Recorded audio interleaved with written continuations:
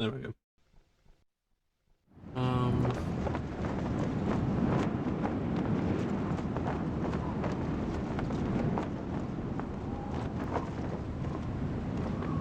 Hey everybody, back with more Skies of Arcadia because I want to play Skies of Arcadia. I want to finish this game, and we're at a point now where it's going to be less stressful for a little bit.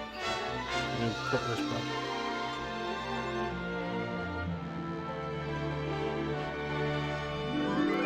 Pause it, goddammit.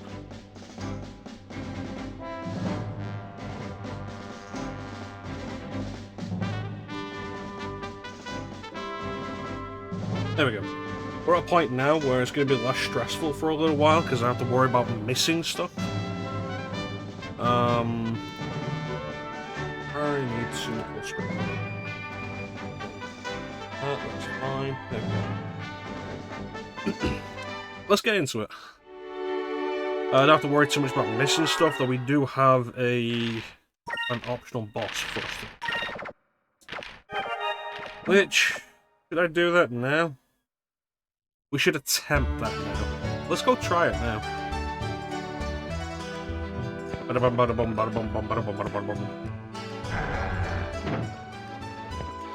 I think for future GameCube games that I'm going to do on Dolphin, I'll probably not have the widescreen hack on. I didn't notice it so much when I was using it on Wii U, but like a lot of stuff pops in at the edges. And that's only because of the widescreen. Like,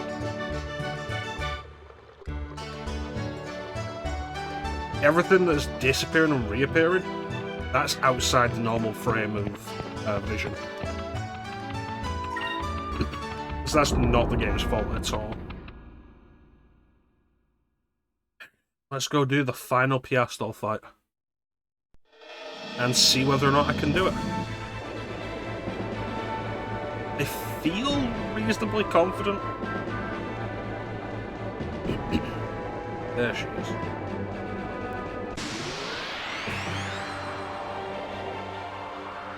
Oh no.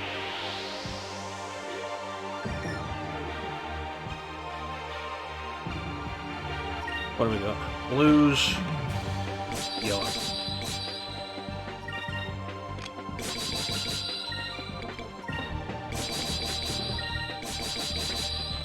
We've got some new weapons we can use against Piastol, so that should be fun.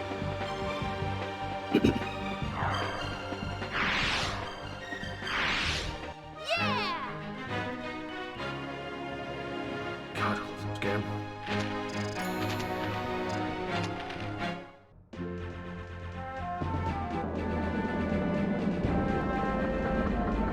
Here we go. One last time. If I win this, this will be our final battle. For the final time.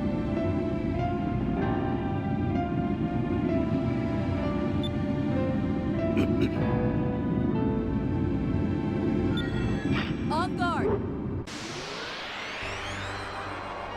Alright. Rock and or. I shall have my revenge at last.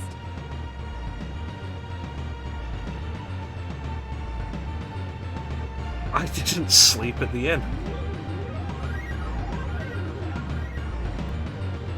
Huh. I made this interesting. Blue and green. Prioritize green.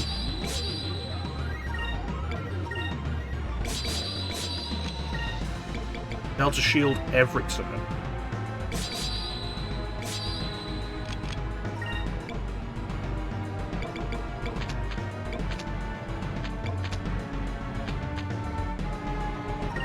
What about quicker?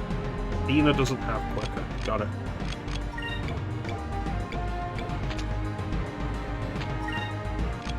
Delta shield. Dina, just to be safe, throw down one of our many Sacros crystals. I'm sorry. Sacrum? Sacrum crystal. Just a shield. May righteousness be our shield. Shield of justice.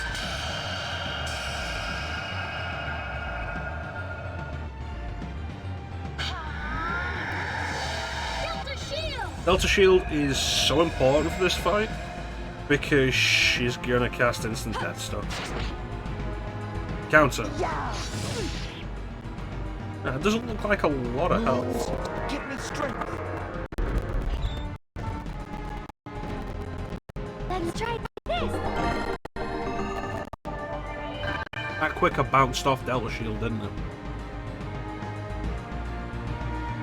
Yeah.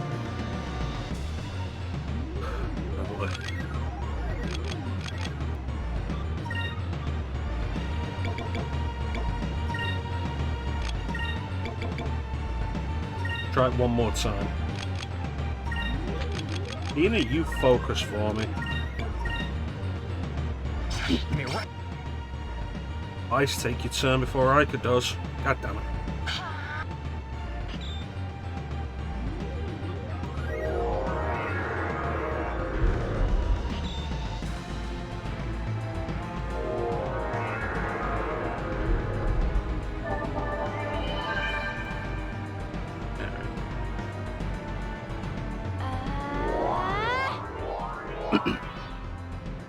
Moons, give me strength.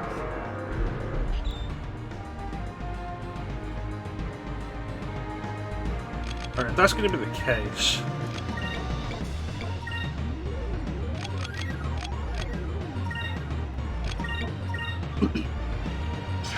Let's set this up.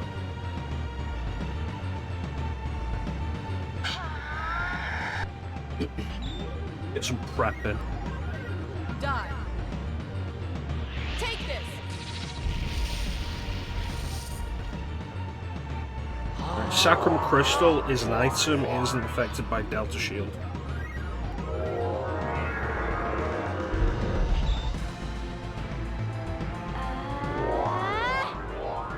Alright.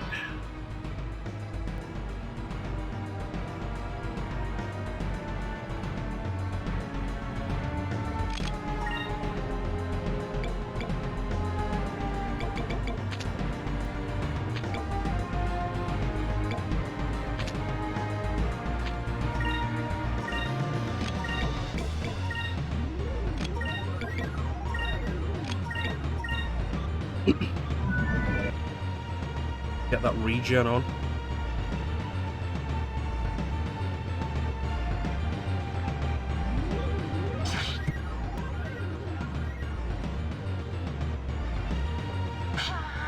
You know what, Glyph of Speed would have probably been a better first choice. Weird that I didn't think of that, because Haste is usually the first buff that I'll put on.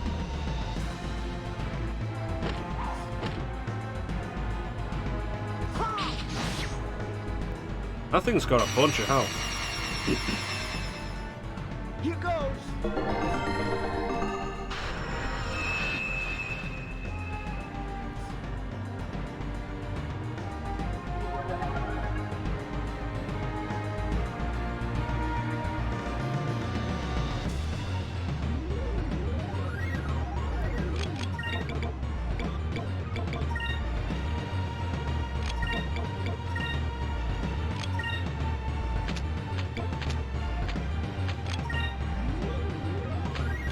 Focus, and then next turn we'll work on something. May righteousness be our shield. The shield of justice. Yeah, this is a lot of prep.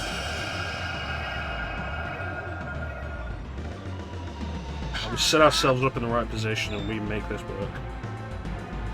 Die. Take this.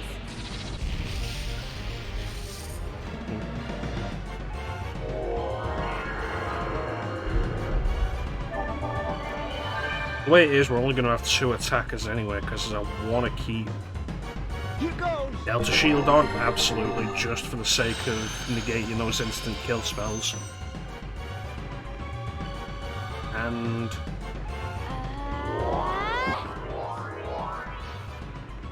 just a shield to lower the damage that Gastel's attacks are going to do.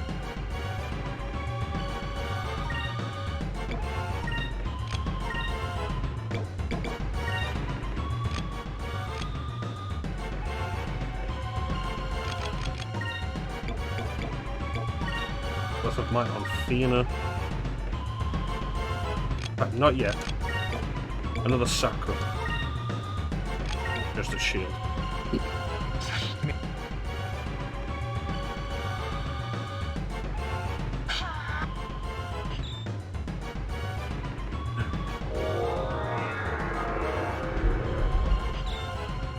Yeah, that.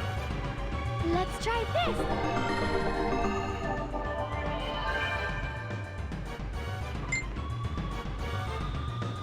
Hey, how you doing, man?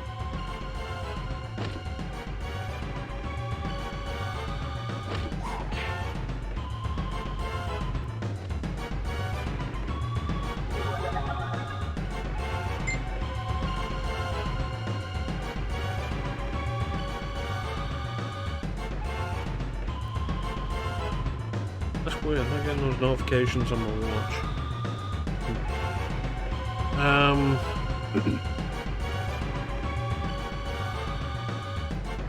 That's fair enough. I appreciate you popping in.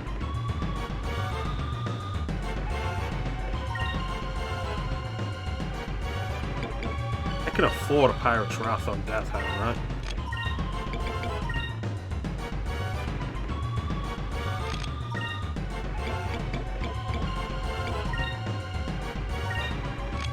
Yes. Alright.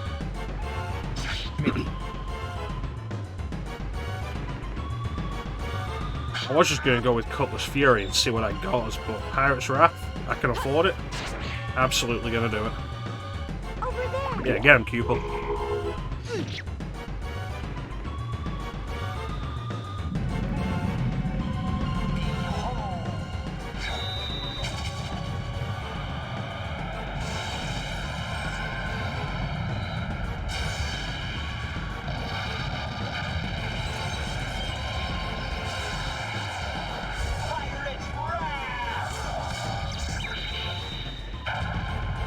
Did not expect an instant kill. God damn.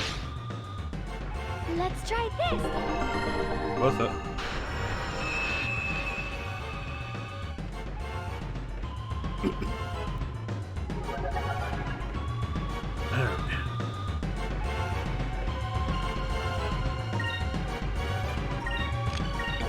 Delta shield, do a focus, and do a Justice shield. May righteousness be our shield.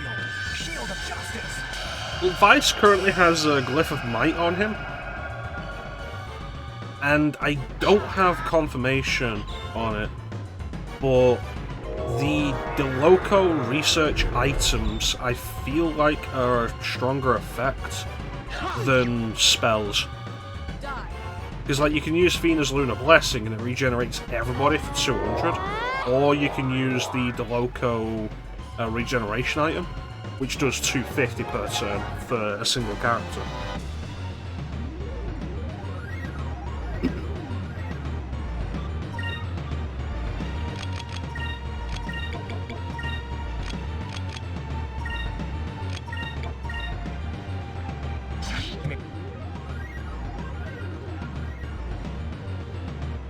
So a big part of that might just be the boost was good enough. On guard. There we go. Here's the real danger. Yeah. Ah!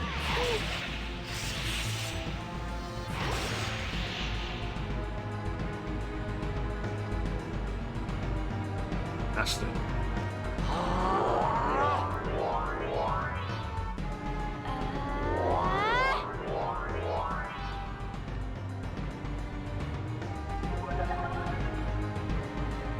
Alright, so Fina, if you wouldn't mind, heal Enrique.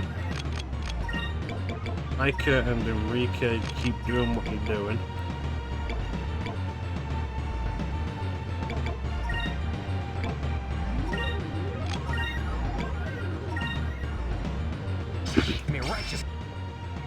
So Tempest Dance is the major reason why we're using Justice Shield.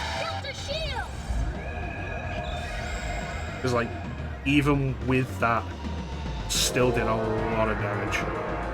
Eternum is a guaranteed instant kill.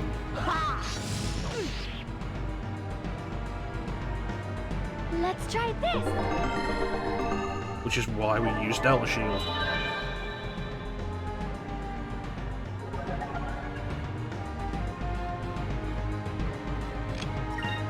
See what Piastro's got. Blue.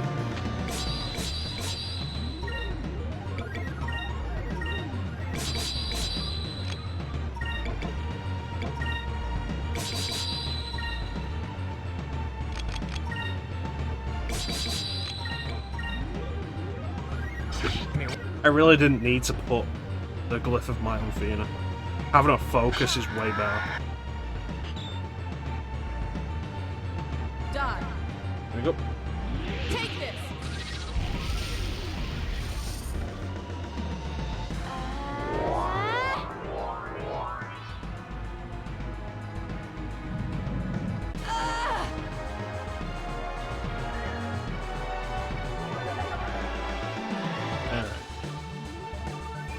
down, bam, bam.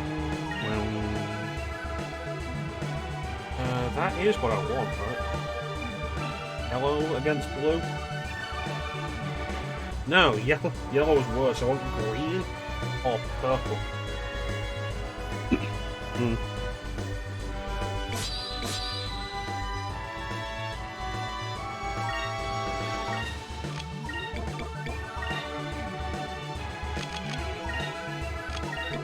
Alright.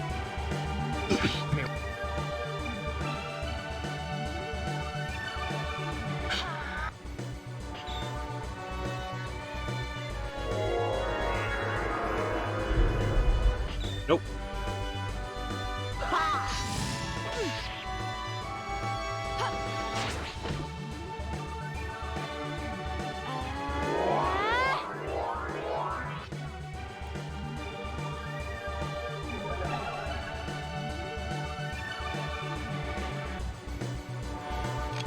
See what a Cutlass Fury will do.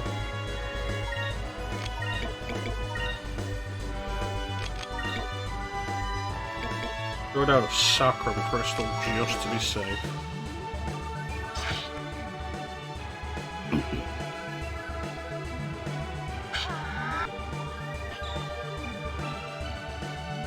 Die. Take this. Yeah, Sacrum Crystal's a good idea.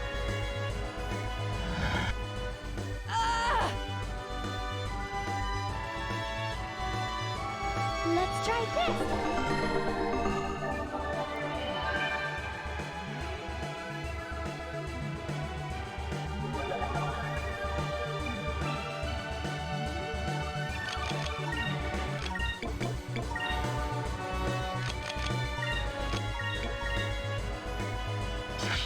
Alright.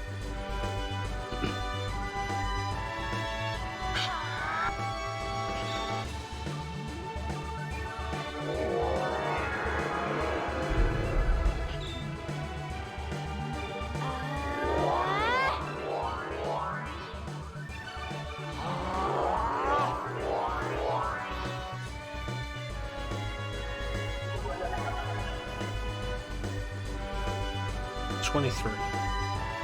Doesn't give me enough to pull off a Pirate's Wrath and do Delta Shield and Justice Shield at the same time.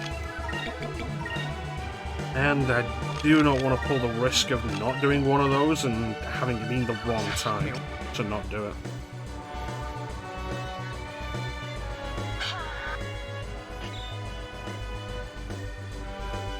On guard.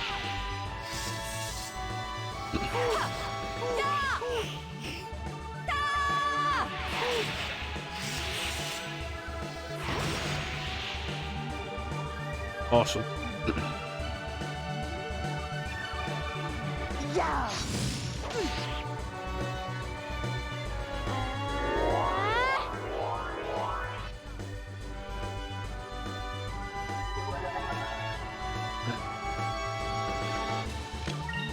Do this.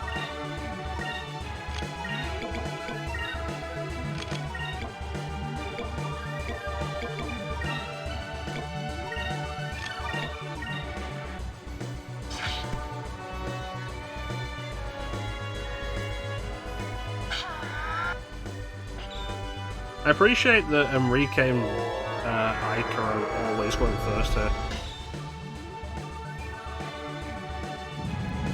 Which is arguably the way it should be when you're using defensive moves like that. Let's try this.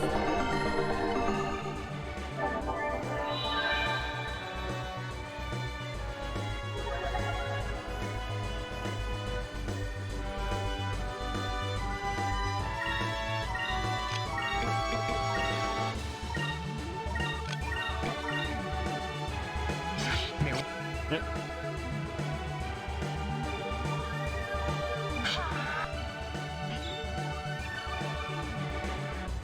On guard.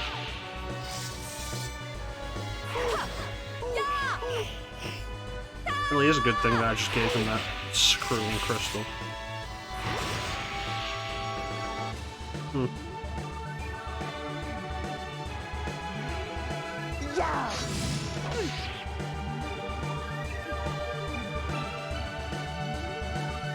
And that is Piasto. All 4 Piasto fights. We are victorious.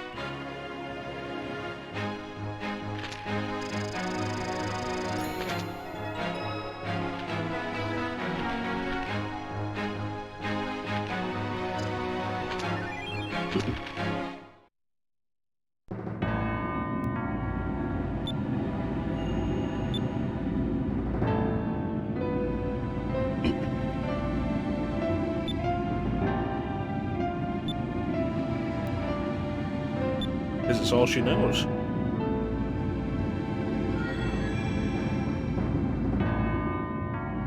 Really did, like, every time she did Tempest Dance, it was always at Enrique.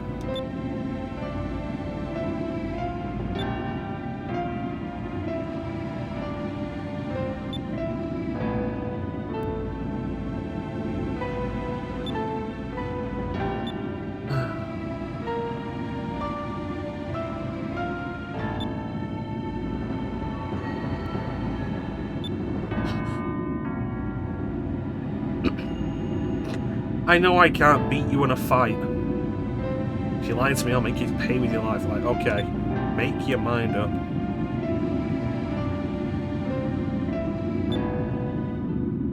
Catch you fuckers at a bad time? Yeah, how you doing, babe?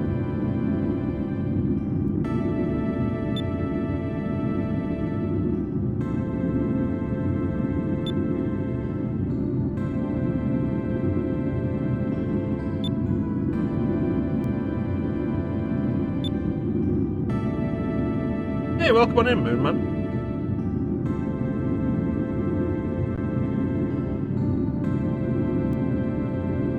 Hey, how you doing, Sana? You all missed the fight.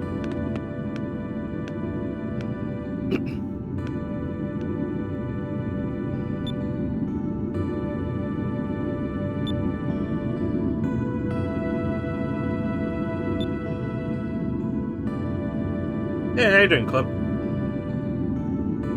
If you didn't miss it, Sana, why didn't you say anything? The Dreamcast version of this.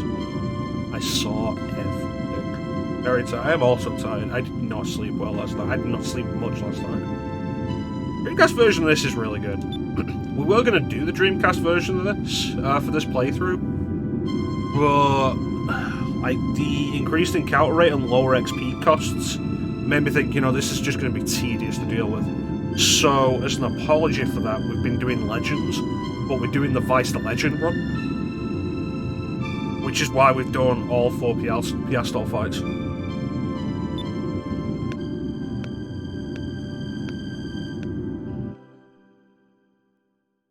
Yeah, those don't go very well together, especially not when you're operating heavy machinery. That's just irresponsible. And we're off.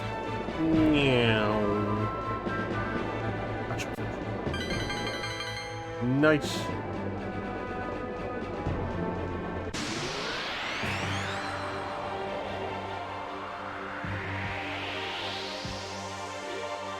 Yeah, head back to Crescent Island, that's what I need to do. Alright. Blue, purple.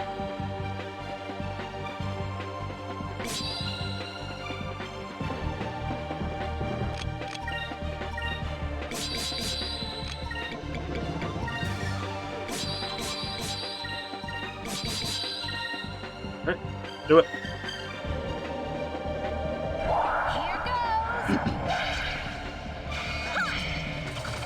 Not that heavy.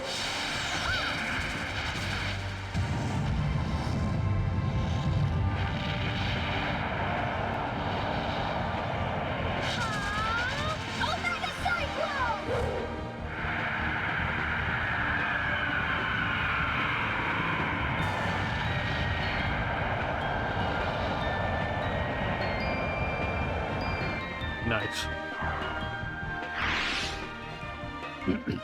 Seriously, that really doesn't do a lot of damage for like a 12 SP cost.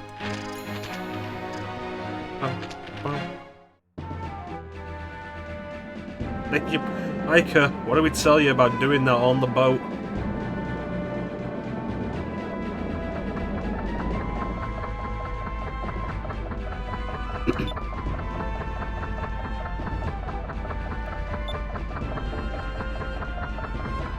What do you mean moonfish? I got all the moonfish.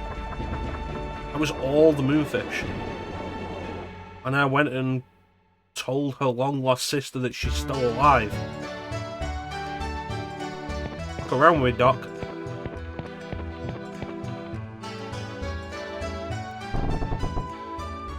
Alright.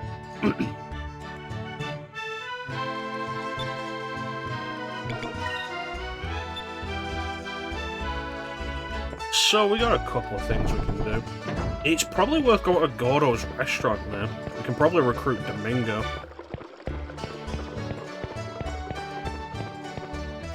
Find the blacksmith. How many crew members am I missing?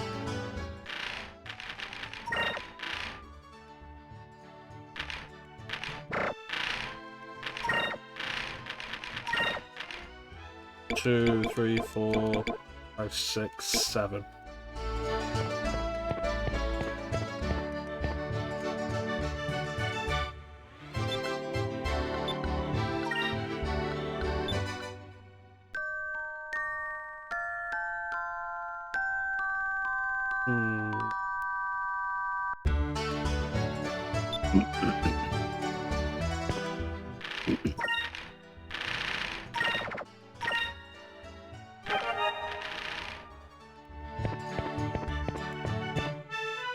We'd be most honored to have you, but give me your money. Be most honored to join us. Alright. So, now let me check this.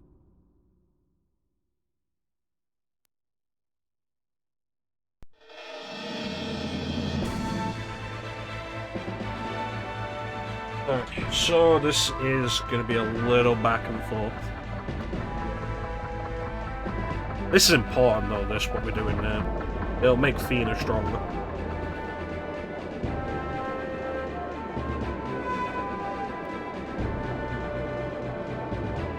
Am I going the right way? Yes.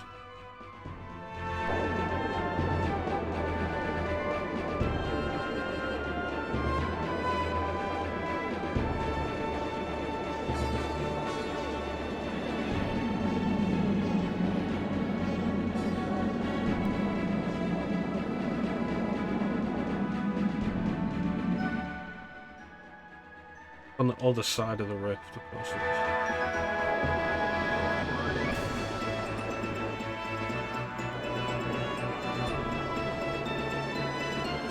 Did I ever come back here to recruit that sailor?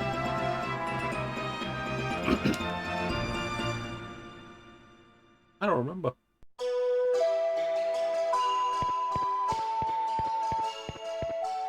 What up?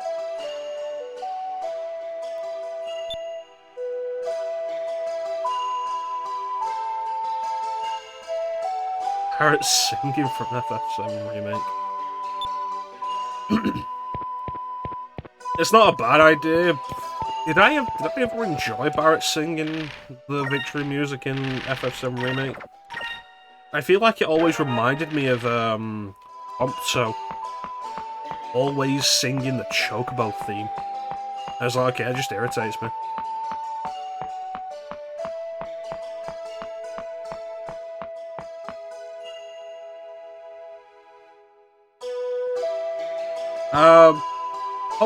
Post that in the Discord though, Bane, because I'll forget about it otherwise. Post it in the Discord. I should probably just make a channel for like sound alert suggestions.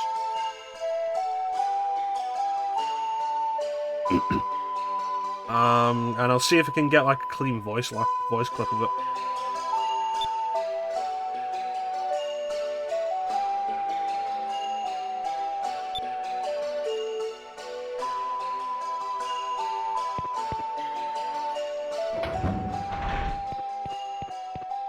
Alright.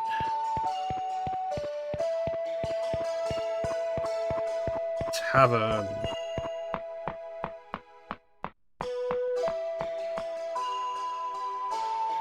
When am I gonna get around to FF15? I didn't come back here. Dude, get on my boat.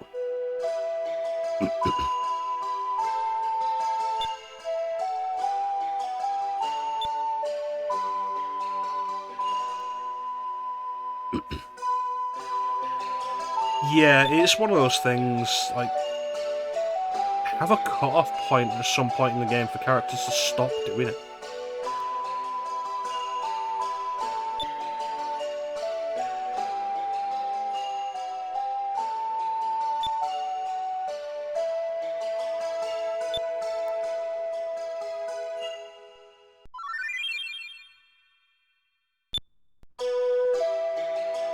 Mother is a hamster, and your father smelled of elderberries.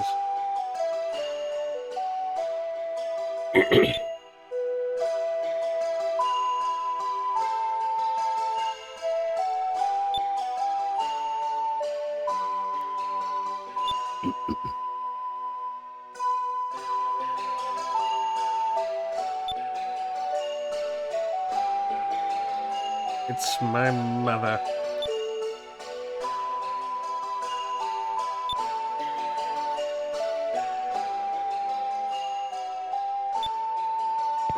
Alright, so let's do a bunch of back and forth here.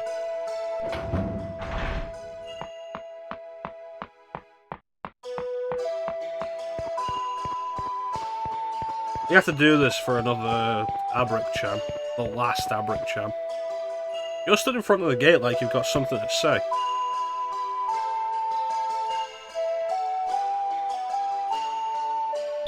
Around the world, around the world.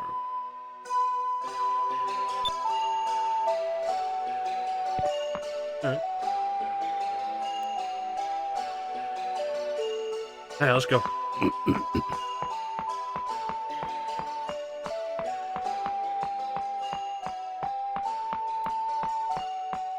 I think at this point we can do everything except the last set of treasure chests and the last couple of chams. I think there's 2 chams left that we can't get, and they're in the last dungeon.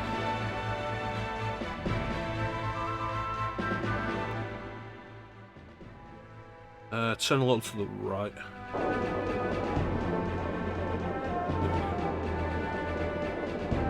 Probably should have at some point during this playthrough, like, looked up what port and starboard are. I used to know. I think port is left. There was a way I connected it in my head. And I think it's like port is left because they're both 4-letter words.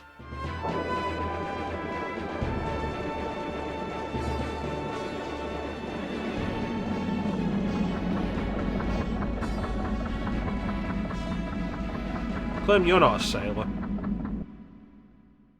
Because you connect to port. That doesn't sound right.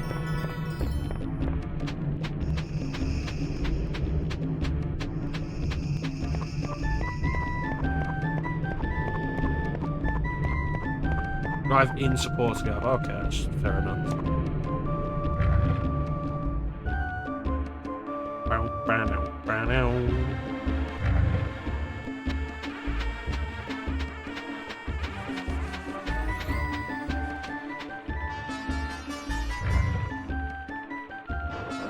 Hello.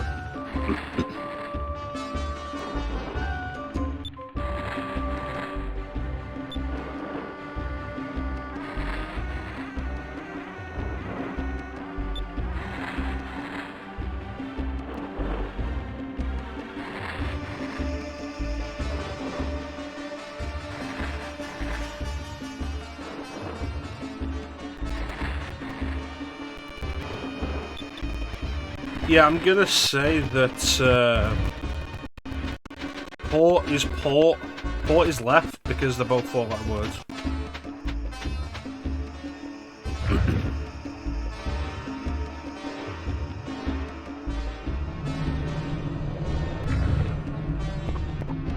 I appreciate looking that up for me, Clint, because I'm pretty sure you've looked that up. But I'm gonna stick with my way of remembering it.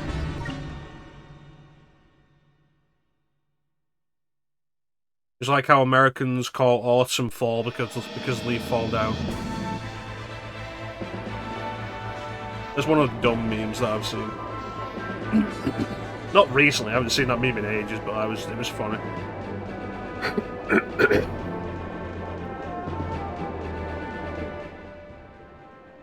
I'm going in the complete wrong direction.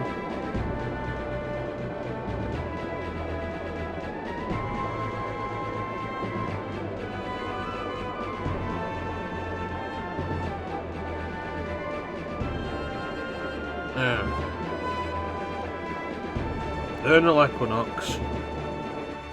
Alright, Clem. I won't get you started on Vernal Equinox. But what about Vorpal Blades?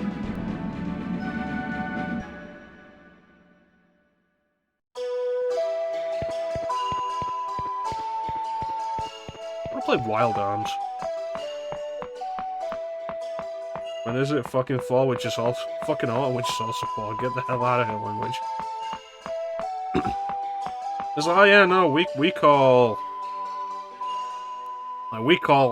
the time after summer autumn because of various language reasons.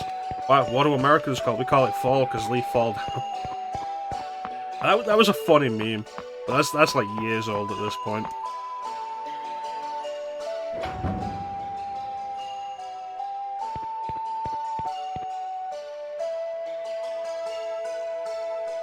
She said she has no daughter.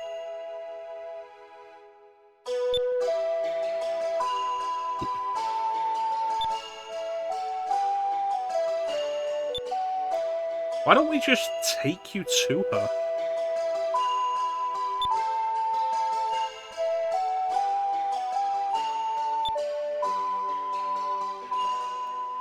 Call it fall because that's what everyone else called it when I was younger and it stopped. So you know what you have to do now, man? Ever have children, you need to call something by a really stupid name so that they'll always call it by that name.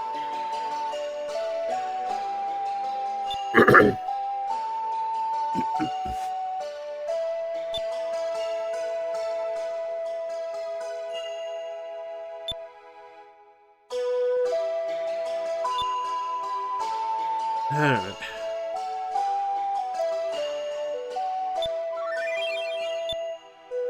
And we're off again.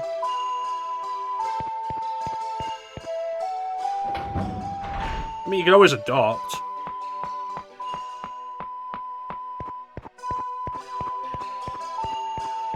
If you ever adopt kids, yeah, like you adopt them young and then teach them something that's called something stupid. This is the PS5. They kidnap a kid for like 2 weeks. I need you to ruin a child's life, man. It's important for science. Just ruin them. Come on. Do it. Do it for me.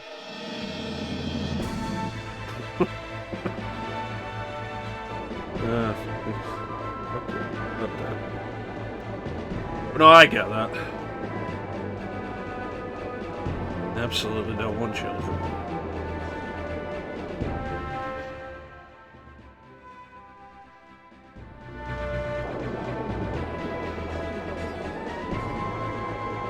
There it is, Maramba. Don't need to do that to gaslight a kid. That's fair. I'm thinking of a whitest kids you know sketch now. Kid sits down on a bench with a guy, like you think is his father, who's telling him stuff. Like, oh yeah, like, where do babies come from? He gives him like this really weird fucking answer. And like a bunch of other things. And the sketch ends with like, Dad says I'm not supposed to see you anymore. Yeah, mess with your nephew, do it.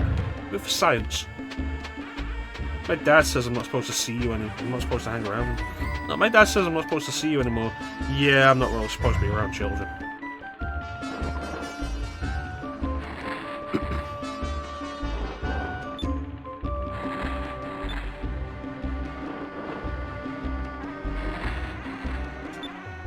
Come on.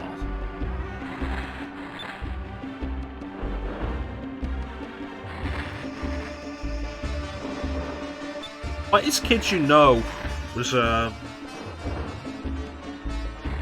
like, it was funny, but, like, a lot of the stuff would be very dark. What? Oh, it's very wet. Plausible deniability.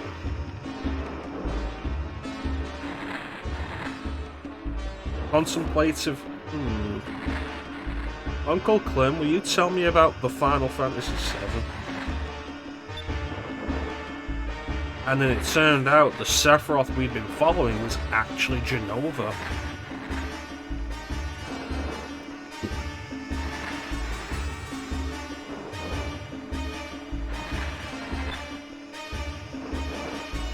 I mean, to be fair, like, can you blame a chef for the quality of their ingredients?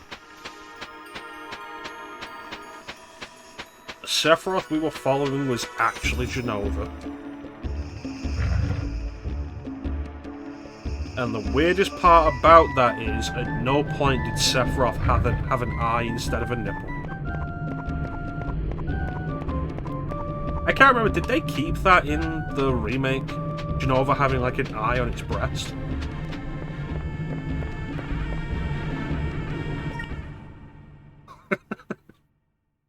The Sephiroth we were following was the friends we made along the way.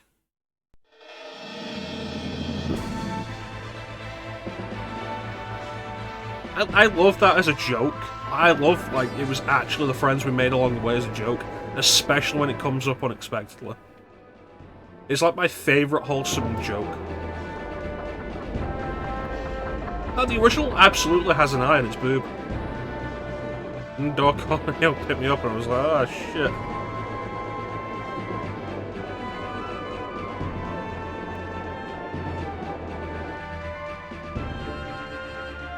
I feel like the better joke, like, oh yeah, no, Don Corneo. I feel like the better joke with that isn't that he's like, oh no, you're a guy, I'm such a fool, and he's more, yeah, no, I'm down for guys. Like, make Don Corneo bisexual, it'd be funnier. It's like, oh no, gay is, like, such an old, tired, and let's be fair, not even a funny idea anymore. But subversions are good. And then Don Corneo was bisexual the entire time.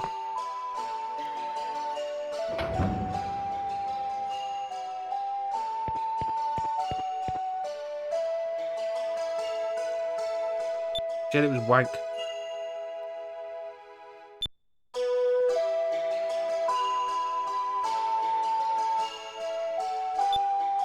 I really feel like criticising a chef for the quality of the ingredients available to them is just bad criticism. And especially like, oh, the quality of the meat isn't the same. It's like, okay, is that really going to be the fault of the chef? Is that really a knock against their skills?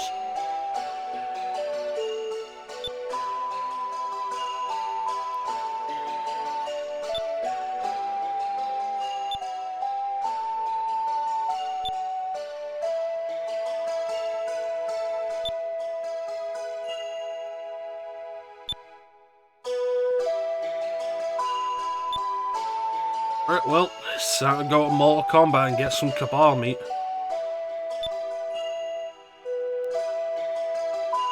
Let's see where I can get these from.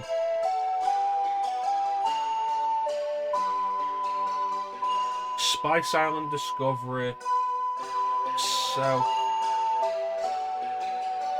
of the food channel. Alright. Let's go.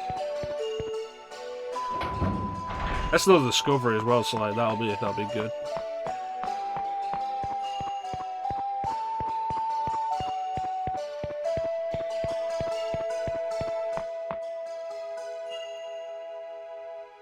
It's like, what's that old movie? Like the movie where two guys escape from prison and disguise themselves as women. And like one of them ends up being picked up by this crazy old guy. And like they end up getting engaged and shit. And like the movie ends with like them driving on a boat together, and like the guy dressed as a woman is trying to like gently convince this guy that he doesn't want to marry him. Like, he shouldn't be married to this guy. And like every excuse he gives, the guy brushes off like, oh, you know, it's understandable. And like it ends with him ripping off his wig. It's like, look, I'm a man. And the weird old guy's like, well, nobody's perfect. And that's how the movie ends. And it's way funnier than like if he'd just been like, oh no, the gay.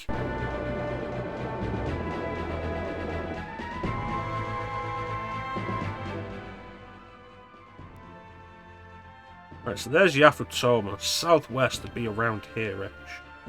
So if I go this direction.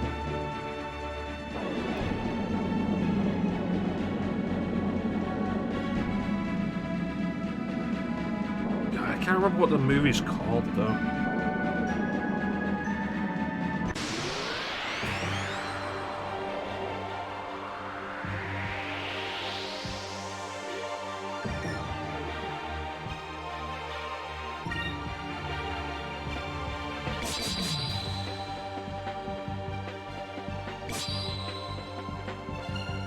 This doesn't matter. Everyone can go on silver. Here goes.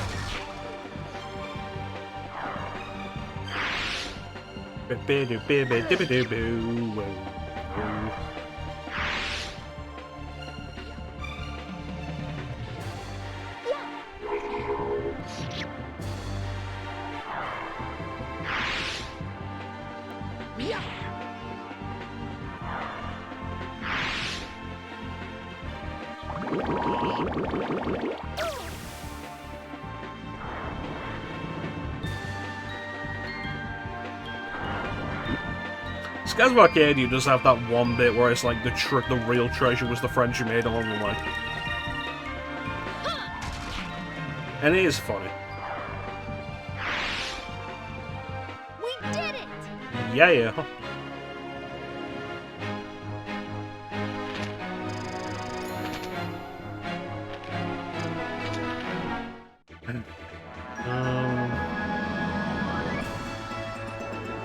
So, a Kale Spice Mine. Presumably it's past this rift.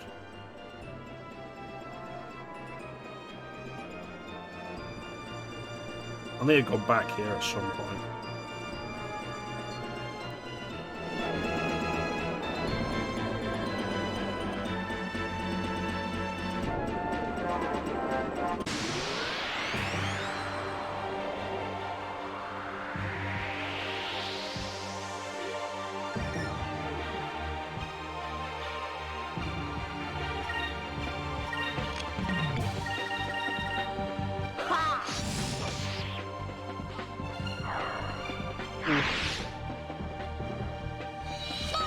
Lambda Burst.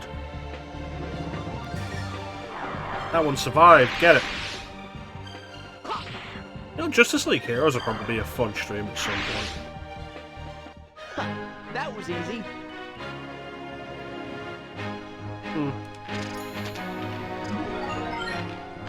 I should see about getting back into the Superhero Saturdays thing.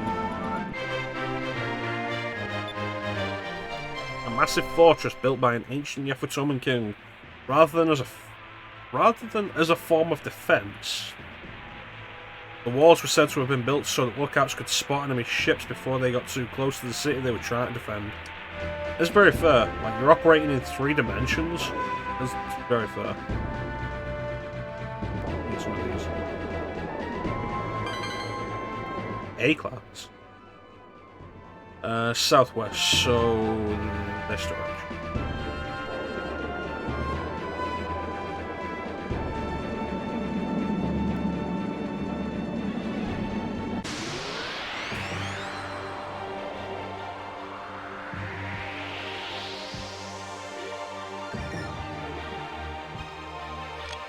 Alright, just one.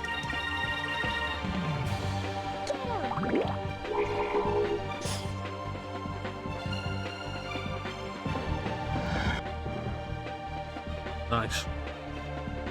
Bonus experience. That was easy.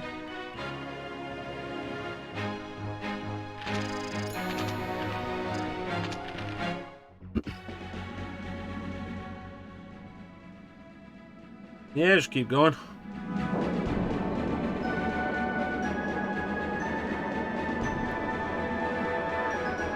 It could be. Like, it'd probably be reasonable for a mine to be in a rock like this.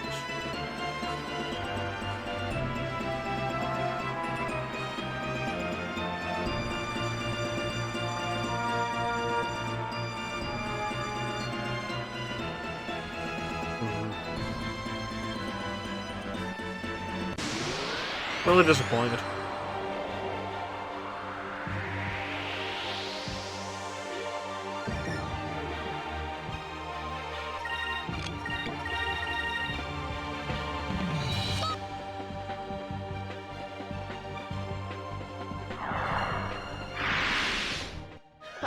That was easy.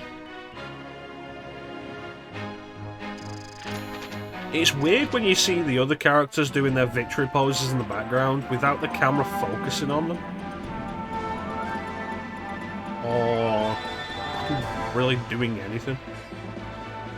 Like, they don't say anything, it's like, you just saw Enrique there, like, oh yeah. Like, what are you doing, Enrique? That voice. Is that Enrique? Yeah.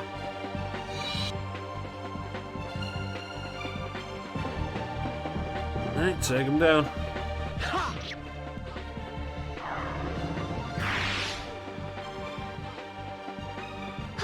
And slice.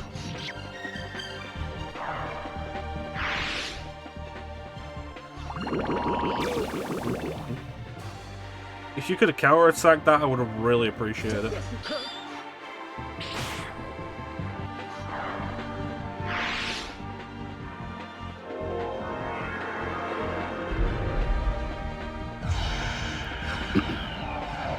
That's the debuff. Nice.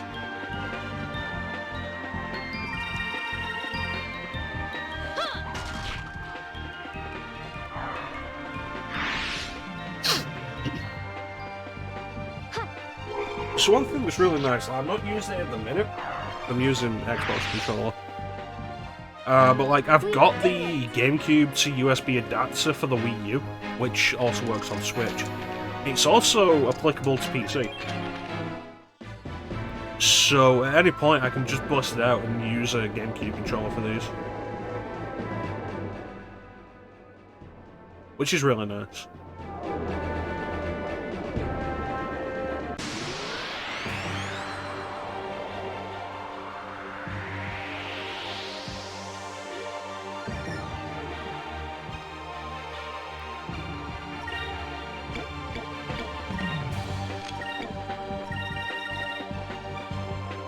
So I finally got around to watching Thor 4 Back for More yesterday.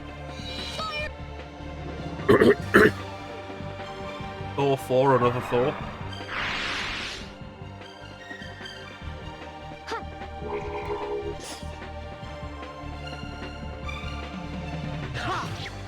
It was alright. I enjoyed it more than I enjoyed Multiverse of Madness. That was easy. I felt like that was just disappointing.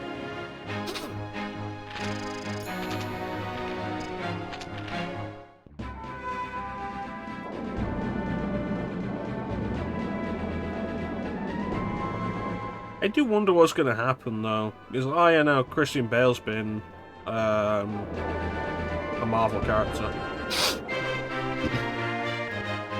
Okay, it was just invisible the entire time. We're lucky I just stumbled across it. Spice Island, a small remote island where a pure spring nurtures a wide variety of herbs and spices. The water in the spring has medicinal value due to the abundant herbs nearby. Perhaps this beautiful garden is a true fountain of youth. Wow, there's 11 herbs and spices here.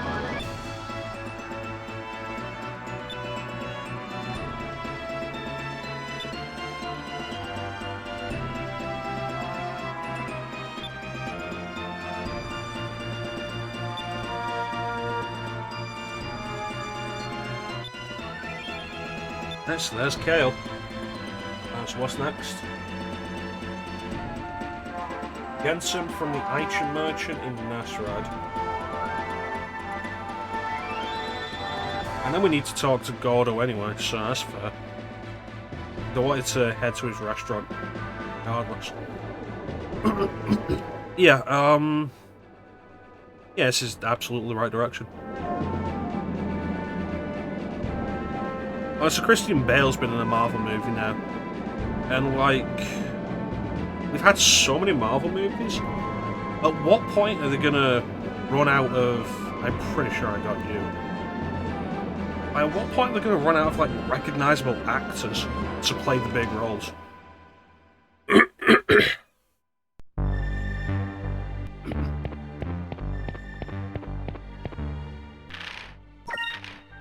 Because, like, your big recognisable actors playing the big roles...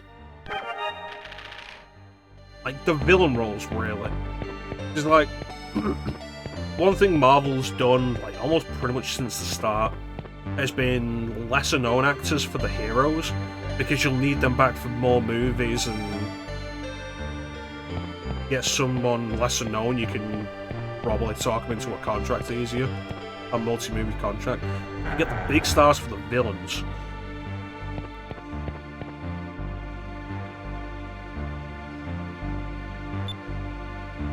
Like, even from the beginning, like Jeff Bridges, Obadiah Stane, Mickey Rourke, and Sam Rockwell in Iron Man 2. Guy Pearce in Iron Man 3.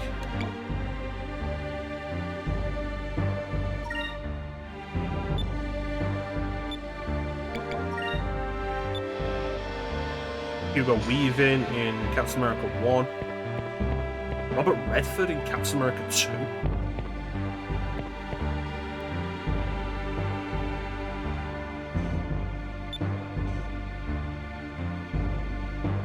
And so on and so forth. Kurt Russell, Michael Keaton, yada yada. And, like, they've got to be running out of, like, these big name ones soon enough. Brad Pitt did just make a cameo in Deadpool 2. He could probably do another, like, a proper move, a proper one. I don't know. We'll see. We'll see going forward. Although it's not like I care that much. I don't know what they're doing for the Blade movie. Don't want to really care about. That and Guardians 3 to an extent.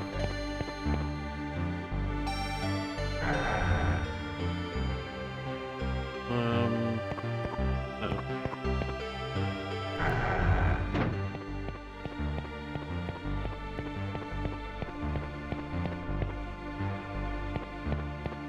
Yeah.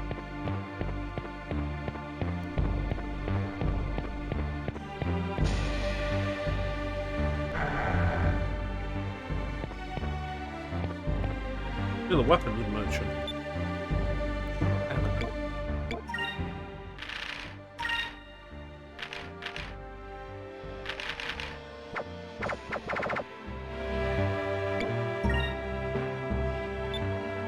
Yeah, Thor 4.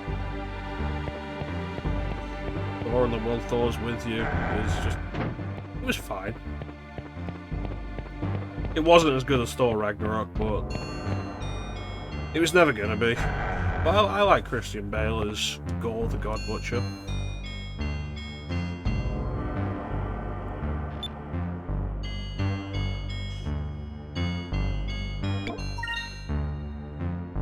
Like, Christian Bale was really good in that.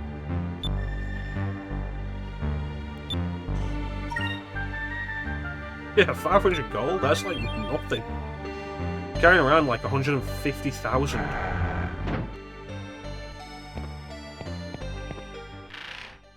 Carrying around almost 200,000.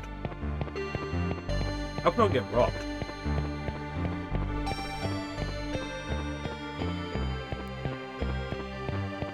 A pirate? Who's gonna rob a pirate? Rob him right back.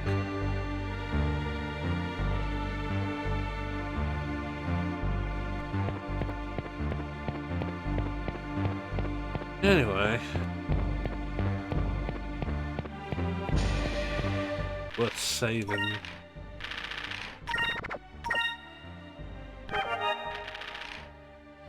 It's Thursday today.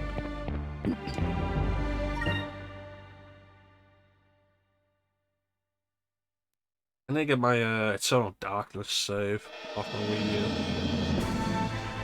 U. Alright, so. Getting around here-ish. Here-ish? Here-ish. Yeah, it's just straight ahead, that'll be fine. Meow.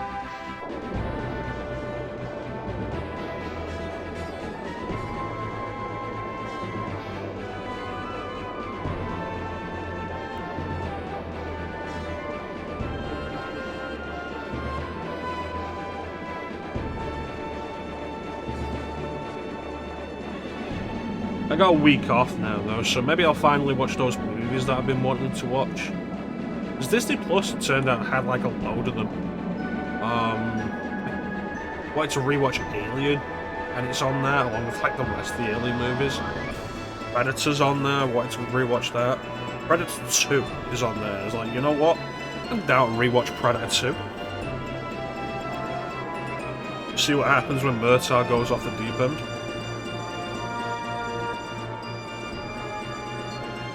This should be, yeah, it's the right area.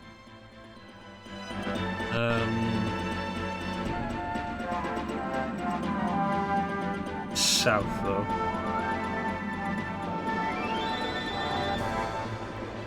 Probably a bunch of other stuff. I went through the list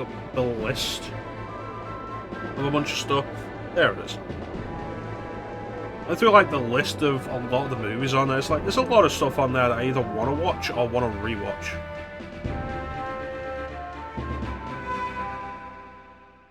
Predator 2, I'm too old for this shit.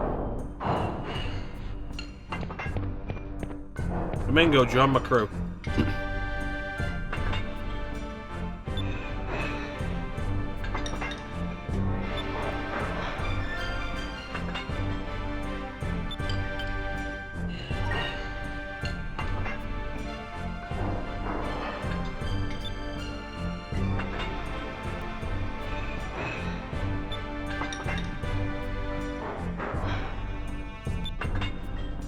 Yeah, I was like, I'm pretty sure I already have more than 30 discoveries.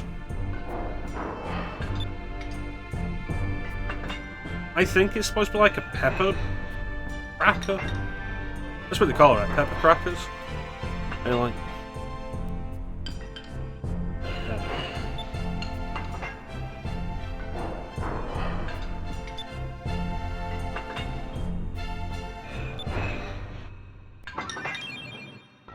Domingo. Gordo. And his Waluigi's in the background.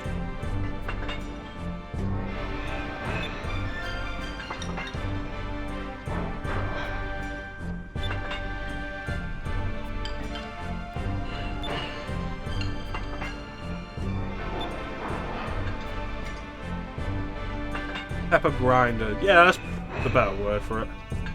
Just say, I need pepper. I need pepper now. Then Gwyneth Paltrow walks in like, ew, goop. Yeah, vagina cancels. Vagina candles. Vagina cancels. Coming in season 2's... coming in the second season pass of Guilty Gear Strife. The new mechanic, vagina cancels.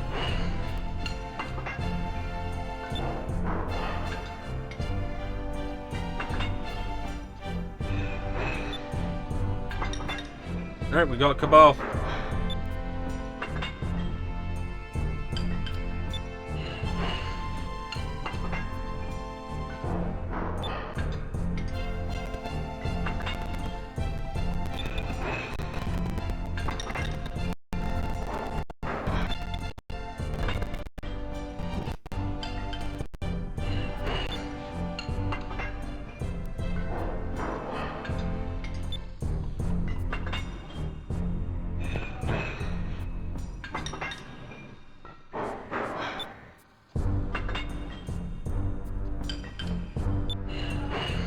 $4,000 gold per person.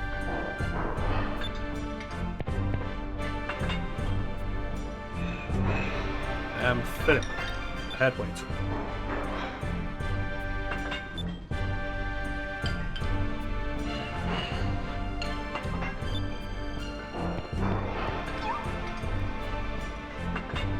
There's a cham nearby.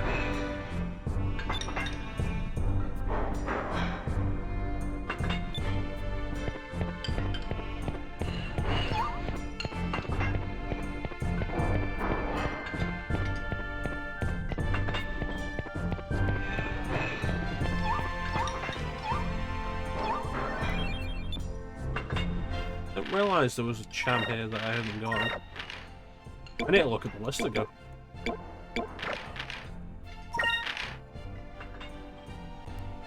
I was under the impression I had them all. Went there, got all of those. Saw your Storm, that's right, both those. In the Gordo bounty fight. Here it is. After getting the Delphinus back. Yeah, alright. So that should be the only one I didn't get. I need Pepper, 61.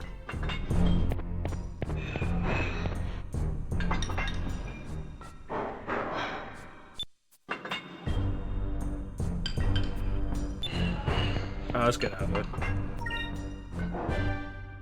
Back to Esperanza. Esperanza.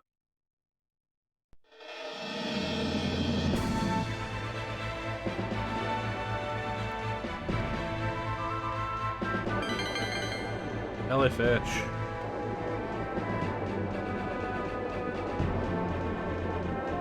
I need scissors, 61. So it's looking like we're probably not going to get to do Metal Gear Solid 3 after the 10 years of Resident Evil, because we're going to be jumping pretty much straight into Halloween, it seems like. Once Halloween's done, we'll definitely start Snake Eater. It's be that one track from FF9.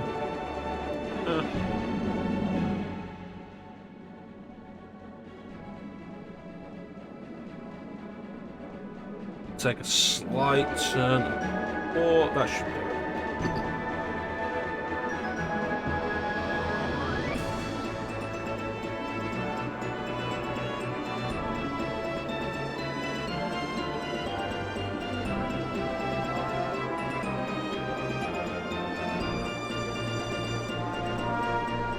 Hildegard takes to the sky.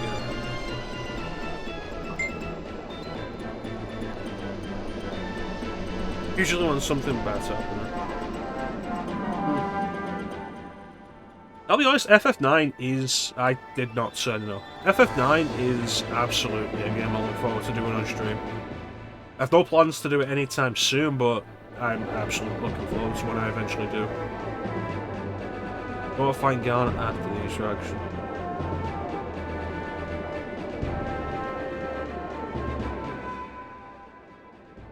Esperanza straight ahead. Dive, dive, dive.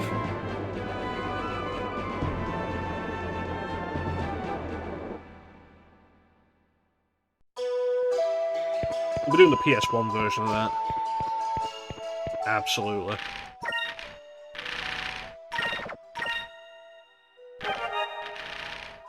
That said, I'm undecided on like what the next Final Fantasy I'll do after 6 will be.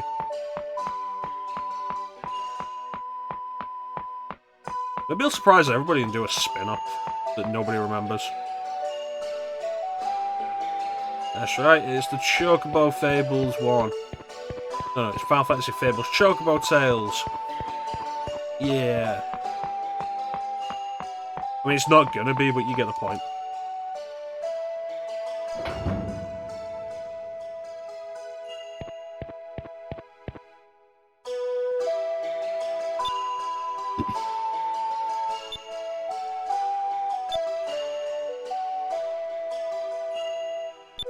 Other special kebab skewer. Take this to my mom. Why don't I just bring you with me?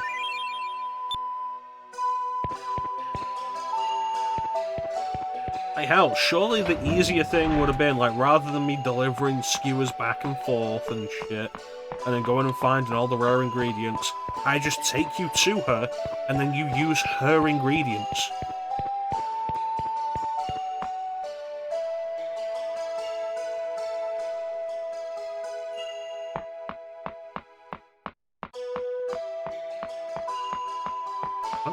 Fucking rocket science.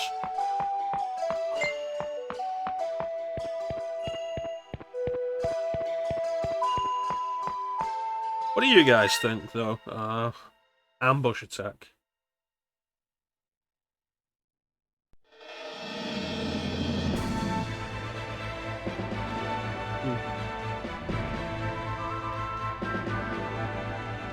Yeah, what do you guys think, though?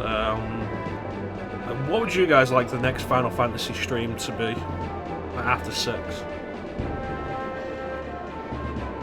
Your mum's saying I have no daughter and I probably might use daughter and use her ingredients. We have weapons.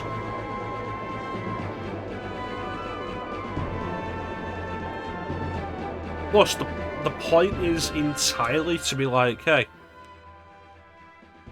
there's no way my daughter remembers any of this. She's not my daughter. And it's like, okay, give her a chance to prove herself. Stop being a crusty old bitch. That's why I'm not a legend yet, man. Layer has been invaded when the big mist monsters are attacking.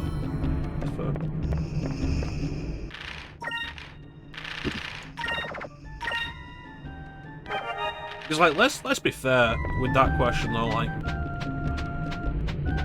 Are any Final Fantasies, like, really off the table entirely?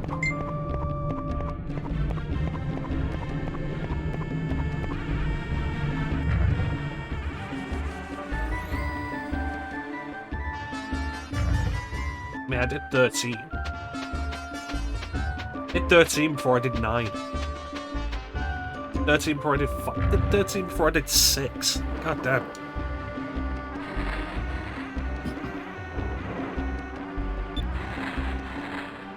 Like, if she's gonna eat the kebab skewer, if she's gonna eat the kebab skewer, surely she'd be like, okay, fine. Go ahead. Prove me right. Yeah.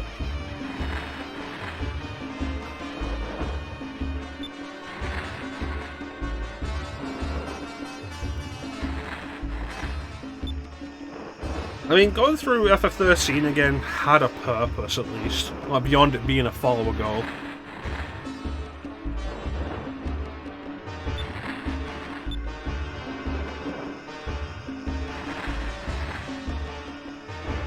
Tastes like, this is cold. Tastes like shit.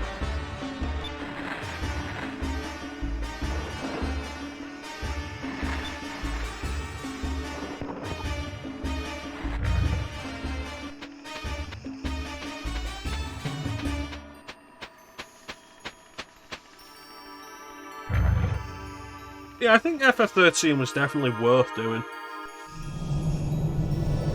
Like, with it done, I now have free reign to do 13.2 on stream.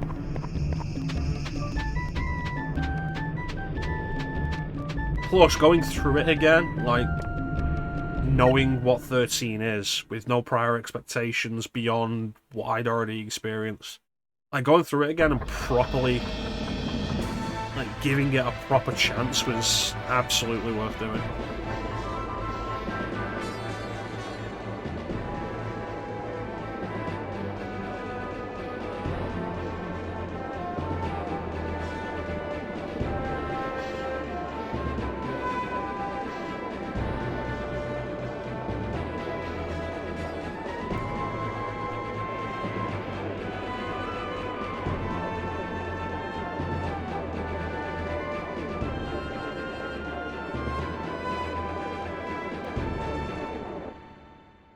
Alright.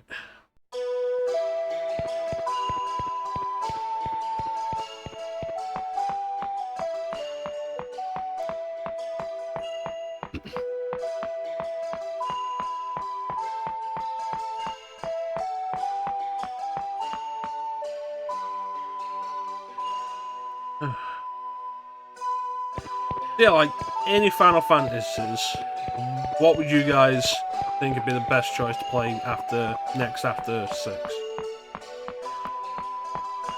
Because, like, I've got the thoughts, like, the new threat mod of 7, 10, I want to do 12, there's 15 there that I'm supposed to do at some point, 5, 1.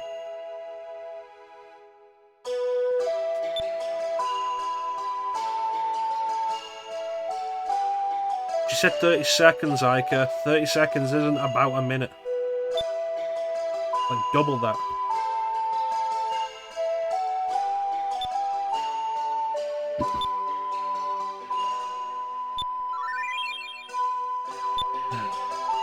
Always 14. I've done 14 enough. 14 isn't the game it was when I played it. So much has changed.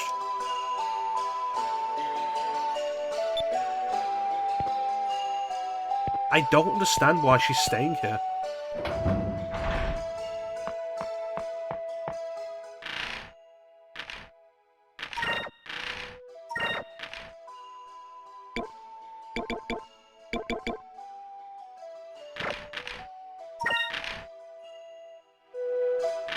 That's strange.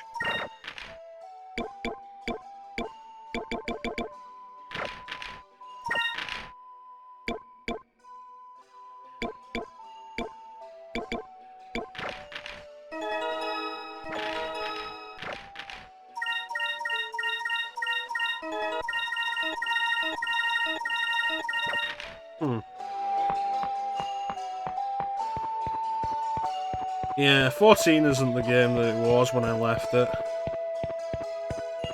I don't even recognise most of it now. From what I've heard, they've like streamlined so much of the original Realm Reborn content. No, I've got no interest in going back to an MMO.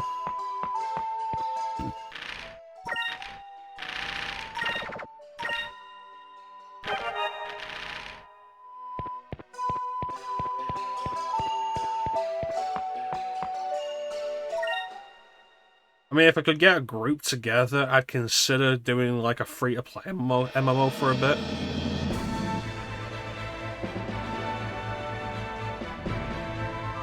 Like maybe DC Universe Online for a bit if I had a bunch of people to run through it together.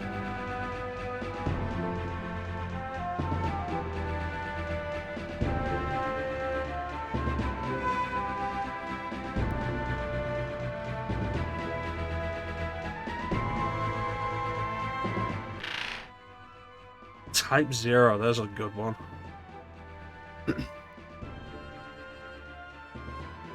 I get like that sometimes. There's a game that you've had for years that just suddenly starts feeling like you should absolutely do it. It happened to me with Doom. Like Doom 2016, I finally ended up properly going into it and fucking loved it. Yeah.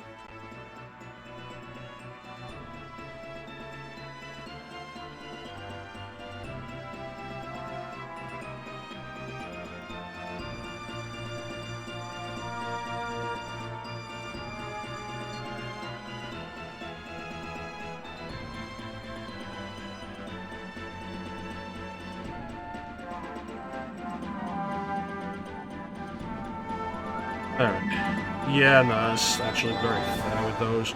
A bunch of these I remember. I'd forgotten the specifics of them. People that I've talked to and just didn't join the crew at that time. I've heard good things about Type 0. Not such good things about Type 0's HD version. That's very fair, Bane. I've been meaning to do 13.2 for a long time now, and Lightning Returns, I've said before, Lightning Returns is one of the last games that I bought, entirely because the back of the box had me intrigued. I looked at the back of the box a while back after saying that, and it was like, I don't even remember what about it intrigued me. But it's there.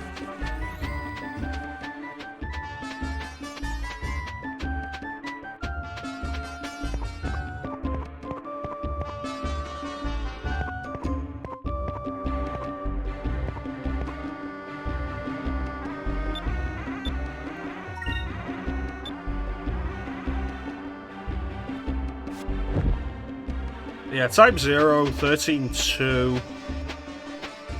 They're good choices of ones to do next. Final Fantasy Adventure wouldn't be a bad one. Or Adventures of Mana. I should probably sit down with Final Fantasy Adventure again and like make a proper go of it. I did mean to do that ages ago when I started it and I just was not into it.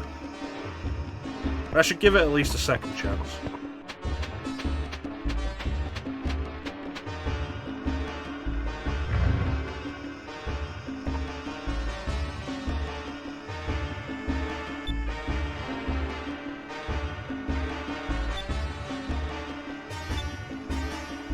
I like that I don't have to equip a Surian Blade for this.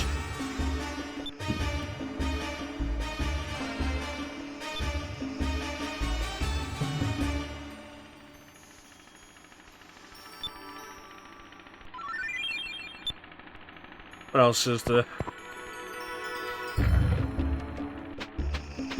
Stuff like the 4 Heroes of Light on DS, which I feel like everybody forgets about. World of Final Fantasy, which I started and I stopped in the desert area. Kirby's Dream Land on stream. That must have been a pretty short stream.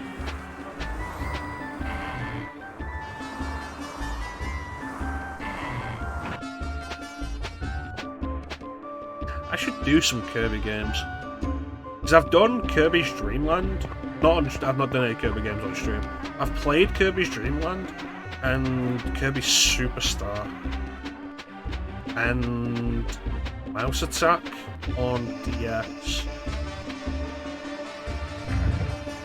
Yeah, it's not a long game.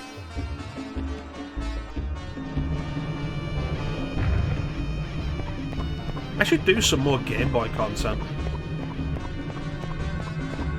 That could be an interesting idea for a theme, like a week of Game Boy content. Because there's some really decent stuff on Game Boy that'd be worth looking at. It was a long game when I was 6. That's interesting to consider, because like a lot of those games that were long when you were young are because they were hard, and Kirby's Dream Land is absolutely not that.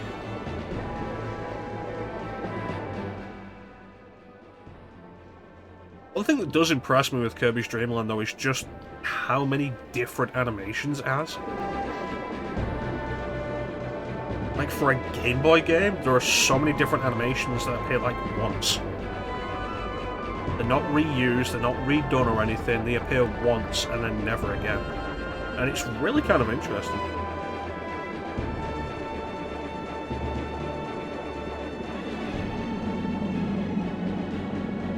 Yeah, what is there on Game Boy? The Kirby's Dream Land games, Super Mario Land games, Wario Land. Oh, if you get a game over, you have to start from the beginning. I did not realise that, but you know what? I can understand getting a game over at DDD. Because that boss fight is kinda dickish.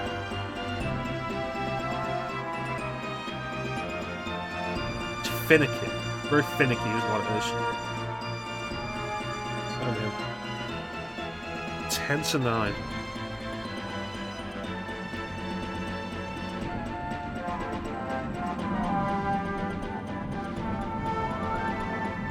Where is Hotter? Shaun did not have. 6-year-old safe.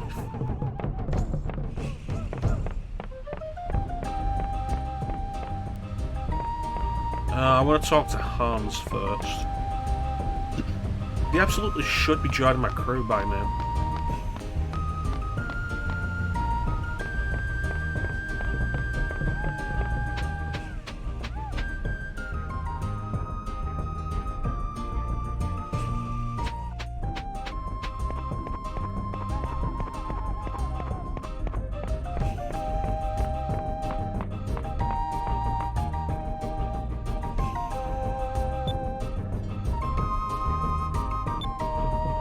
Alright, there we go. Get in the boat, Hans.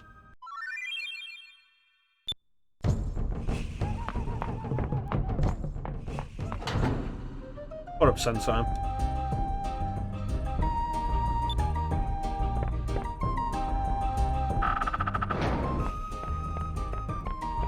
Mrs. Sensime.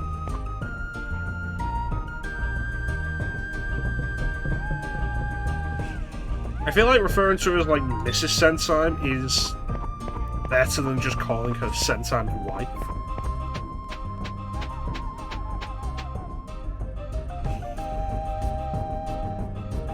Yeah, no, that idea itself could be interesting.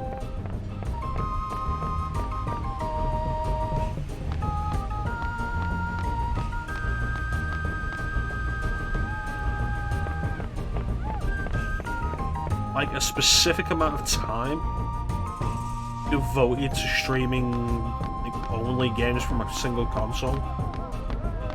Not like an extended period, but like maybe a set of like 5 games or so.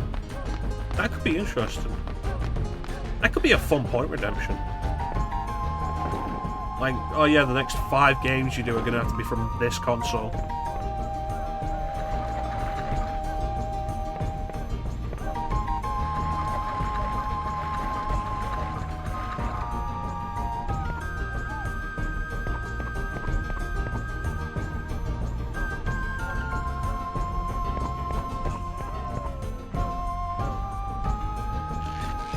Yeah, it could be interesting. And then Bane turns around and says the fucking CDI.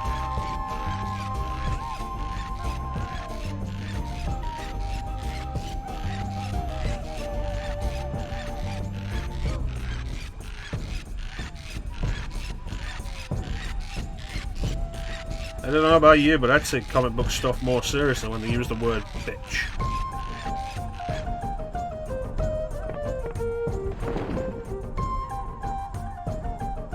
Hello.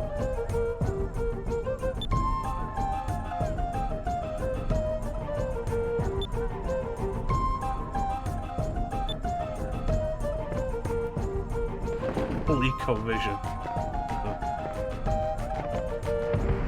The problem with a lot of games from that era is they don't tend to have ends.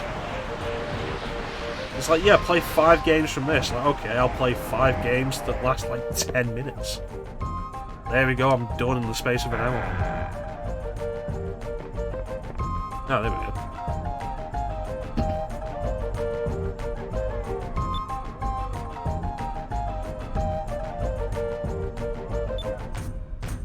Why not have that bottle? God damn it.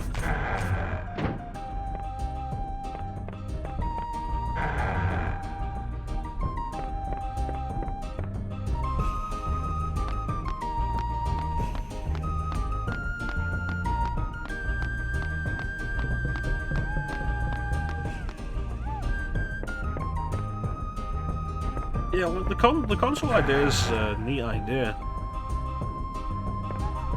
Definitely worth considering. You see, your problem with that, Steiner, is name 5 good games for the Virtual Boy. We did take a look at the Virtual Boy a while back, actually. A quick look at some of the stuff on it. The Wario Land game on it, which is like the best game, but it's just kind of like, fine. No, I didn't say they had to be good games, but like, at least one of them is gotta be. I'm just gonna stream like 5 bad games.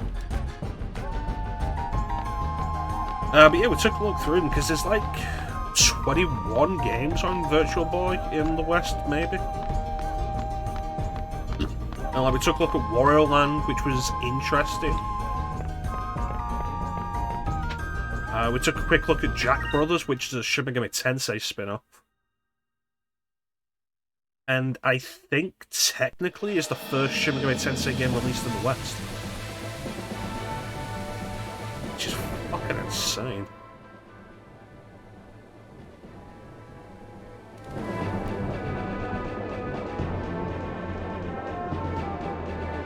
We've done Bubsy 3D, man. We're not doing it again.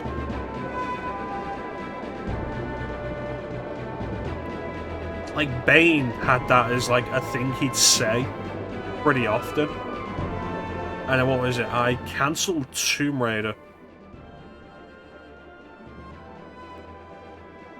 I was like, okay, while we're here, like, while we're just doing nothing, let's boot up Bubsy 3D and actually show you the problem with it. It's like, okay, what's the problem with Bubsy 3D? It's fun, it's funny for like 5 minutes, and then you've still got the rest of the game to play that's just shit.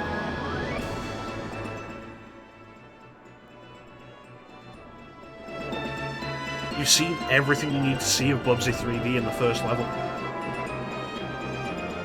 It doesn't get better. It doesn't get funnier. It doesn't get more interesting.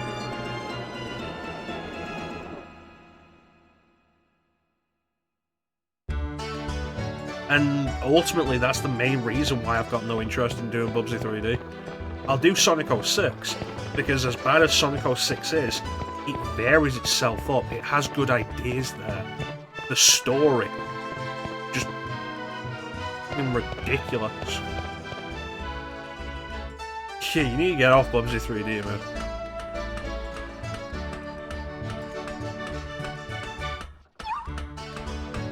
It wasn't, why the fuck don't I have a champ from here?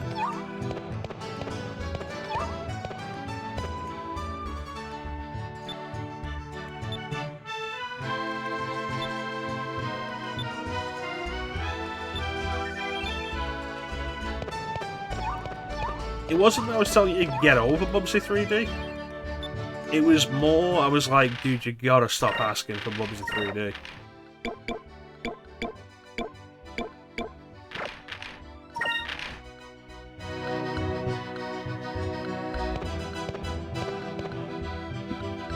Sonic 1's rock. The concept there is interesting. Yeah, go fast, but really don't. Like, go fast through the first level, Green Hill Zone. Green Hill Zone, you can go fast through.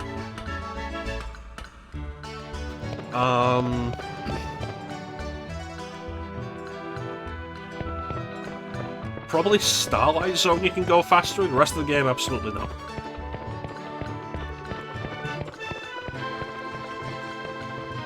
But, like, considering it's a platform from, like, 91, it's above average. Is it great? No, but it's above average. Sonic 2 is better. Sonic 2 still has its own problems.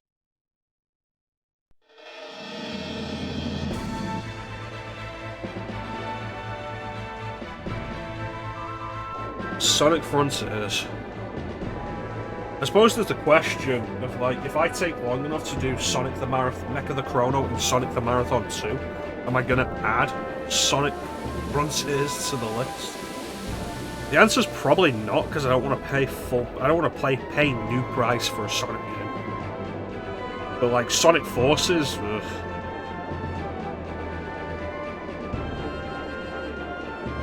As is the case with many, many things, Clem, I have been on record as criticising the music of Sonic 2. Specifically Hilltop Zone.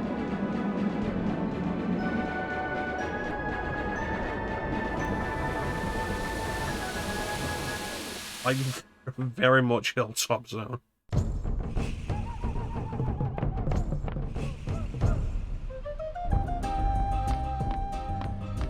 Oh, you meant 1? Yeah, Sonic 1's got some good music. Green Hill Zone's a classic.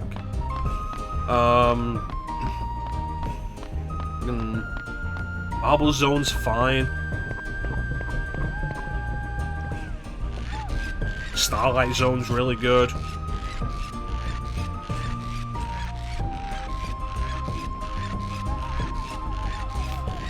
With Sonic 2, like, Chemical Plant Zone is the standout. But, like, Mystic Cave Zone's pretty good.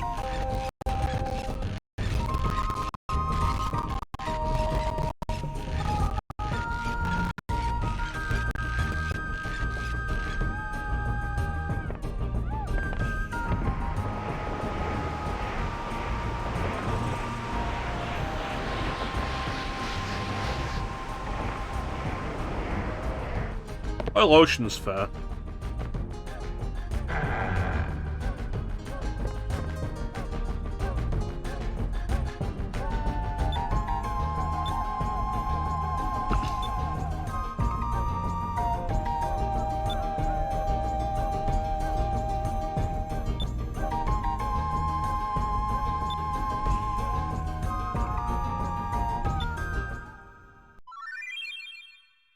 I have heard of Sonic Robo Blast 2. Excuse me. It's a 2.5D game, isn't it? Really weird. What I do want to look into, especially now that I've got a decent PC, is Sonic P06.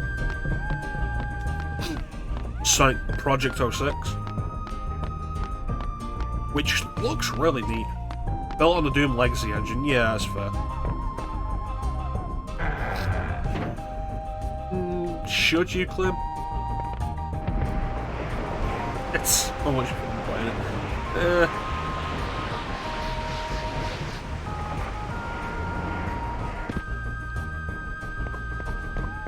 Aren't you between games on your stream then?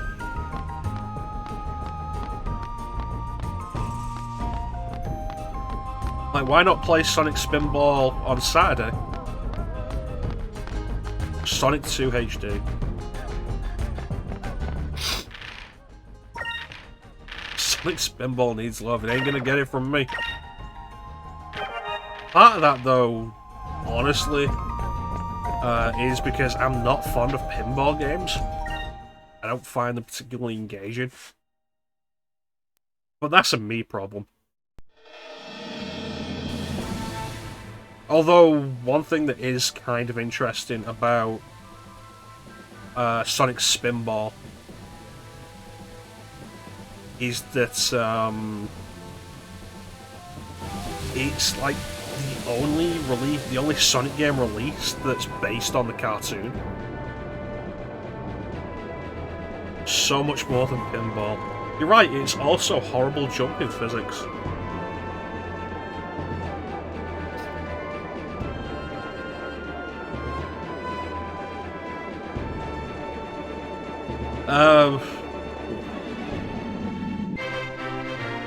Butterflies.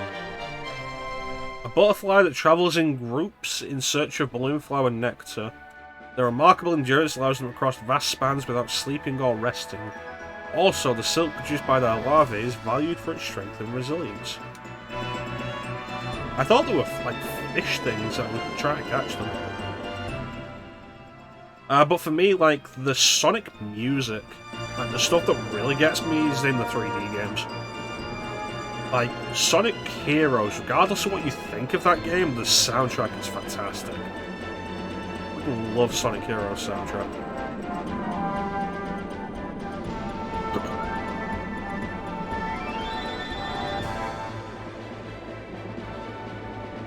What goes up, I must come down. Yeah, my feet don't touch the ground. See the world spinning upside down. I might have crashed without a sound. I can feel your every rage. Step aside, I'll turn the page. Breaking through your crazy maze like a laser beam my eye on you. Watch me throw the night away. Watch me save the day. Feel my storm is getting close, heading your way. Sonic heroes,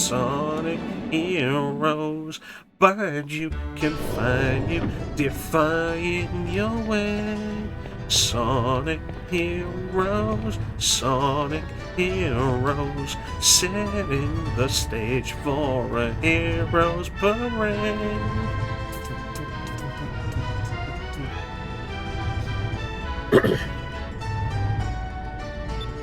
Got my crew.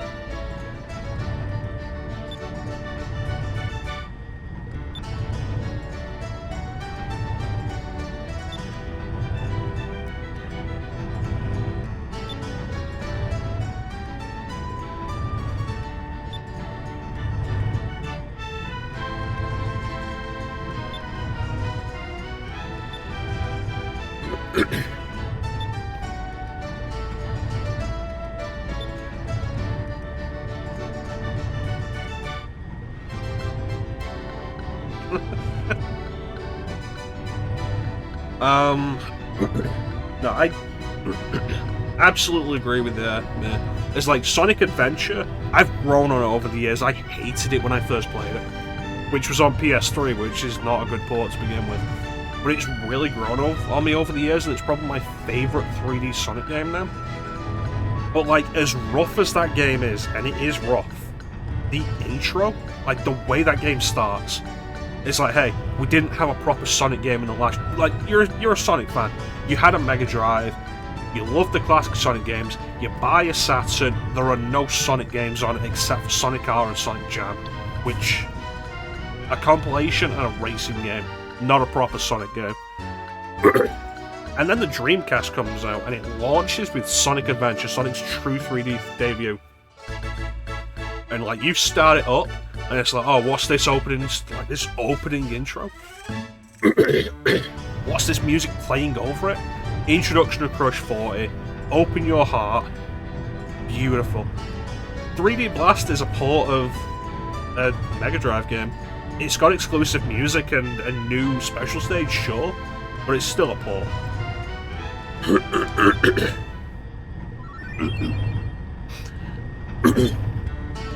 Now, never speak to me of 3D Blast again. Like, that opening, and it's like... gotta open your heart too. And it's like... God, that is hype. It's absolutely hype. It's unbelievable. Alright, what am I after next?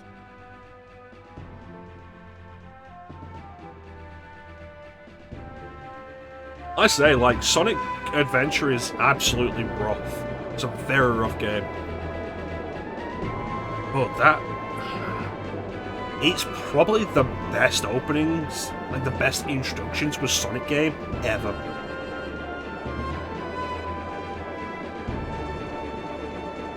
Like, I love Sonic Heroes as a song, but Open Your Heart, like the way they open Sonic Adventure is so much better than Sonic Heroes.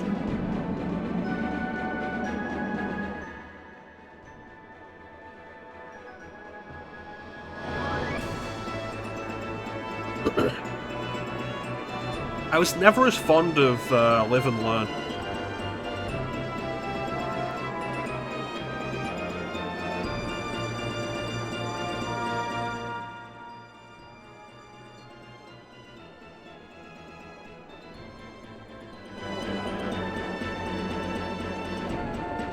I was just never as into it.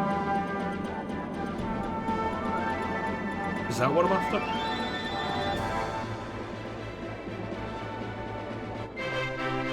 No, it's just a tree. This tree is revered by the Ephetomans. In one of their ancient scriptures, it says that he who climbs to the top of this tree will someday conquer the world. The tree is now over 2,000 years old. To this day, no one has ever made it to the top.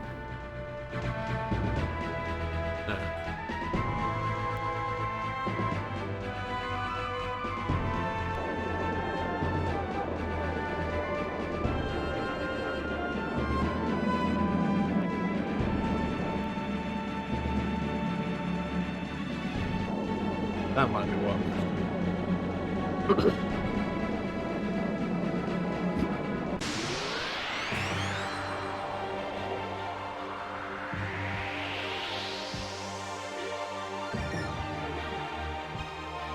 Yeah, I don't know. I feel like the day of just like that awesome level of Sonic music is kind of gone. And they still do decent music, but like it doesn't reach the heights of... They call it the Dreamcast era in Sonic Generations. It includes Heroes. Because like, I like Sonic Heroes. It's cheesy, yes, but I like Sonic Heroes. But the final boss theme of that game, What I'm Made Of, is absolutely fantastic.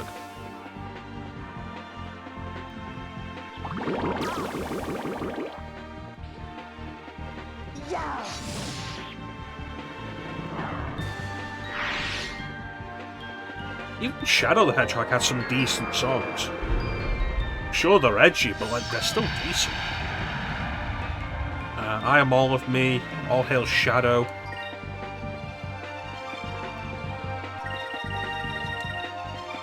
Never Turn Back. There's still some decent songs there.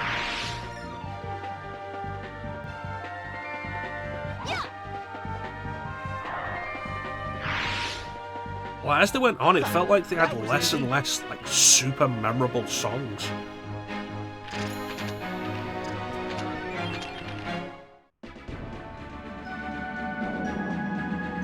Like, in Sonic Generations, there's the problem of, like, because it's supposed to be a celebration of Sonic, it doesn't have a whole lot of original music, and what there is pretty...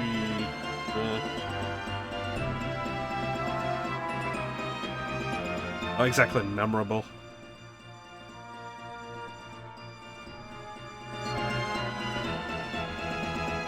There it is.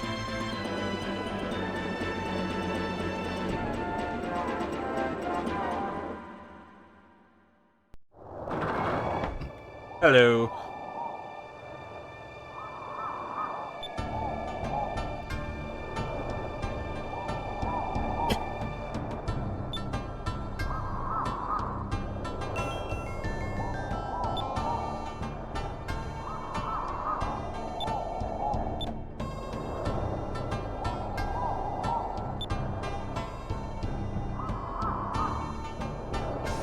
Yeah.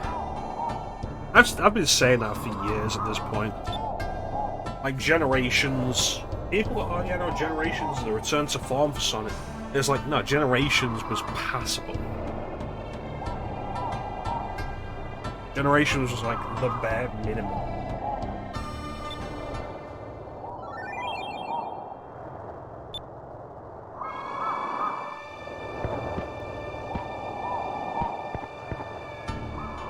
I was like, Colors is better than Generations.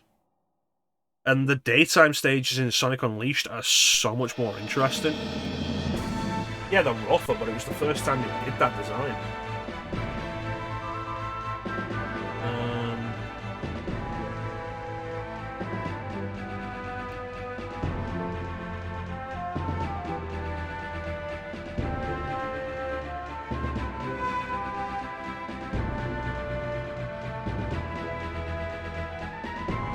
I got everybody now?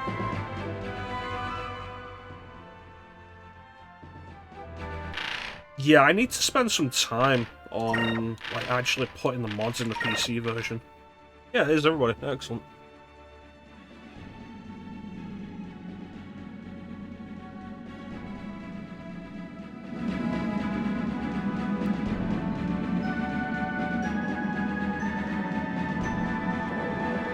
One thing I like about Sonic 3 Complete is that they keep the original music for Sonic 3. It's like, oh yeah, I know the whole Michael Jackson thing, but it's like, yeah, but it had some really good tracks.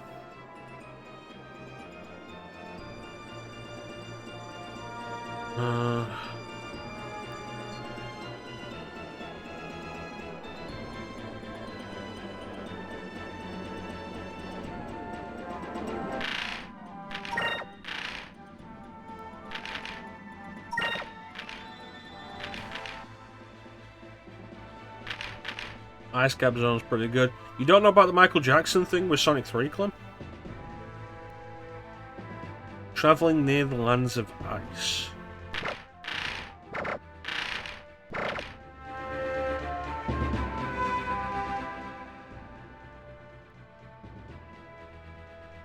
Alright, this way.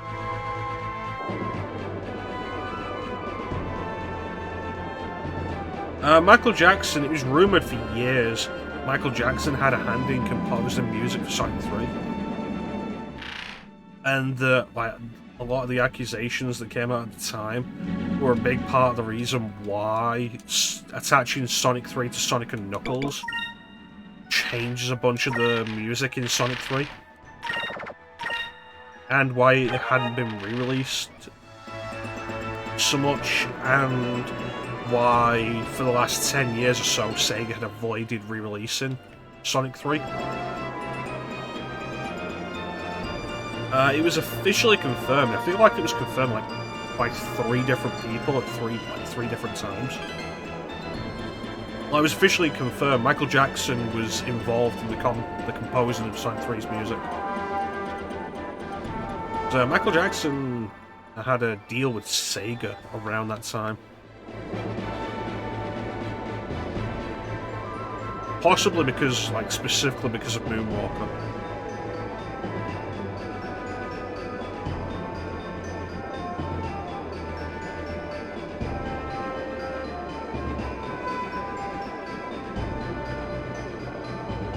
And Sonic Origins came out and replaced a bunch of tracks in Sonic 3 with new tracks. And people in general just aren't happy with those. It's not that they're like, oh no, we should have kept the old tracks. It's that the new tracks are just generally worse.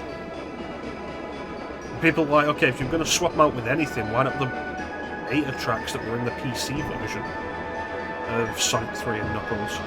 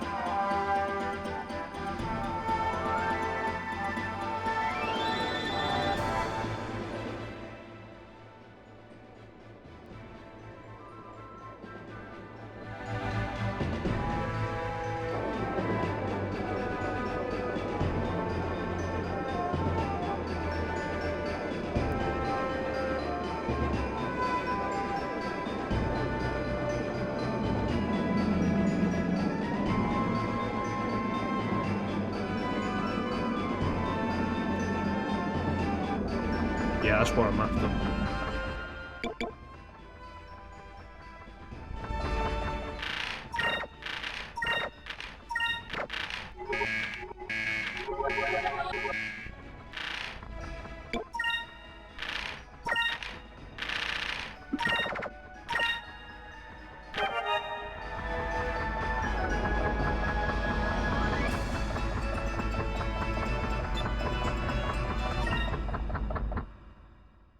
Alright, so we do this and we got one barrier left.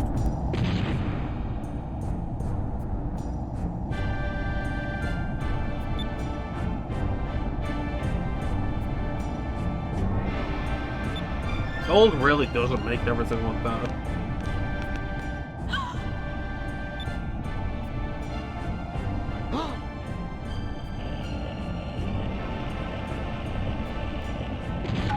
Hello there.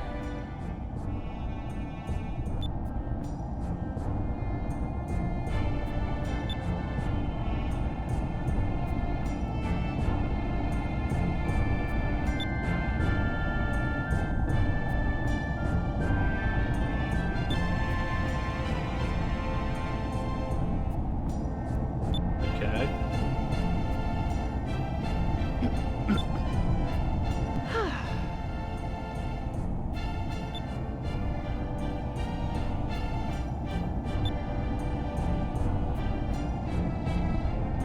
Oh, you got violent very quickly.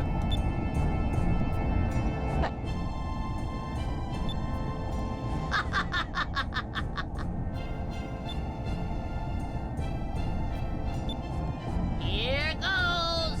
Yeah. Okay.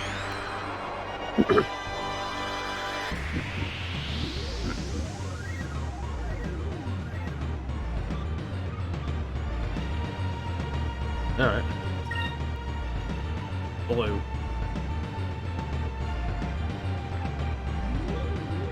Green, right? Yeah, green. Let's just do green.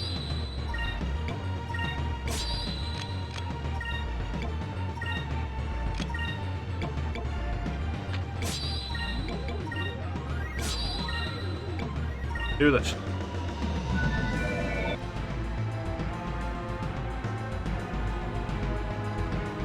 Yeah, nobody actually ended up giving me an answer, like what you guys, what Final Fantasy game you guys think would be good to see me stream next after 6. Okay, that guy just did like 1600 with a single swipe without a buff. We can't have that buff on him. Come here.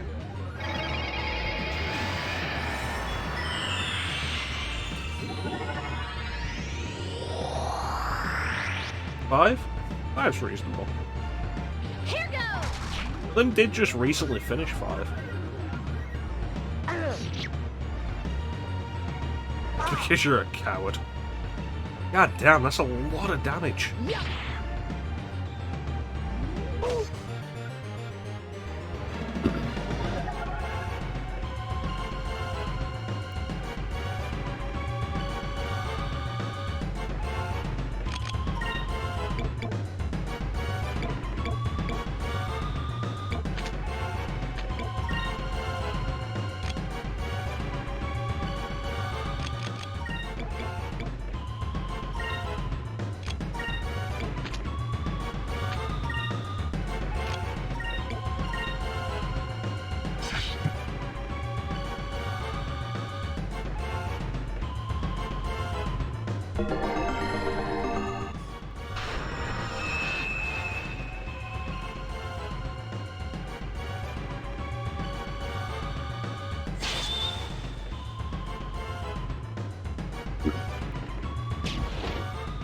That's my healing. Let's try this. Jeez.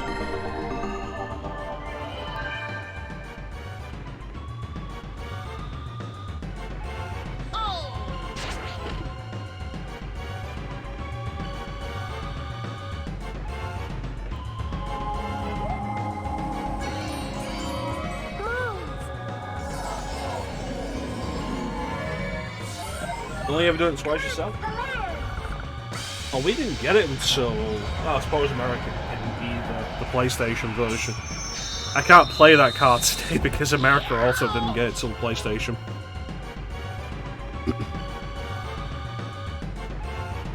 Here goes. Glyph of Speed.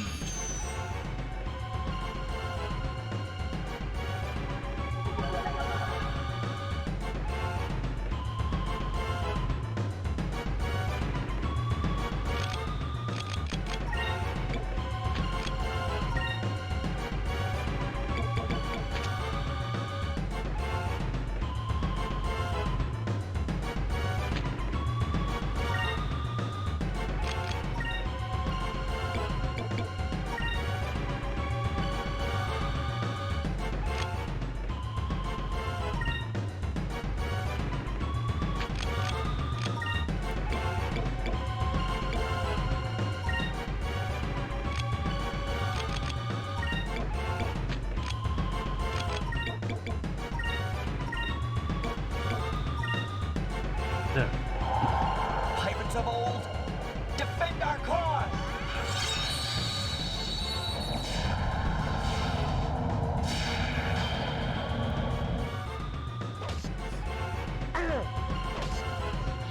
Yeah. Let's try this.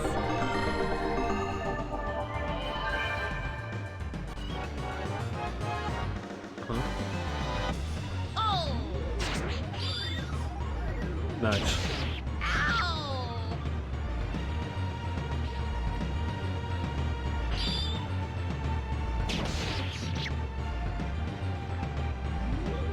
'Let's try this. Yeah, FF5 would be fun. How about you? Alright.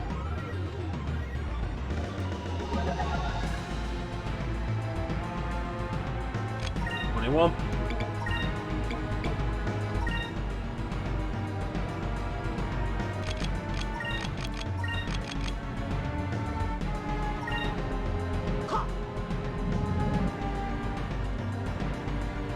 I'd like to see if that killed him.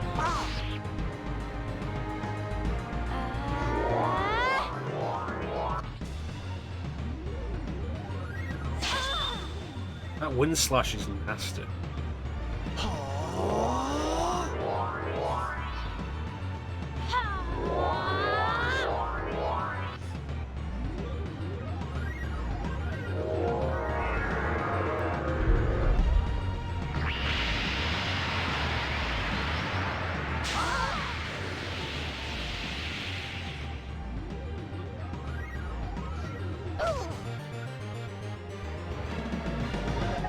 I think one of the major problems with FF5 is the downfall of the job system idea. It's how grindy it is. Especially if you don't know exactly what you want to do.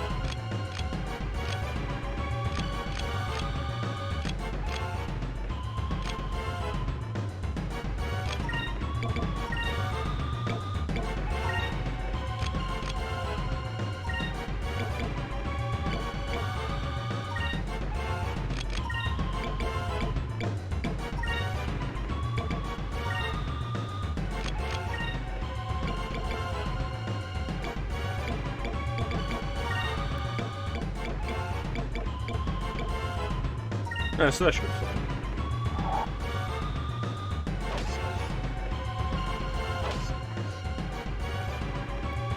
Let's try this.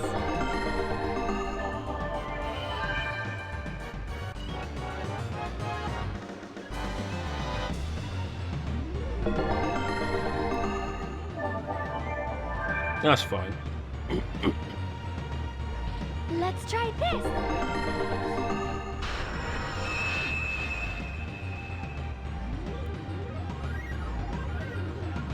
This should work. What else is there?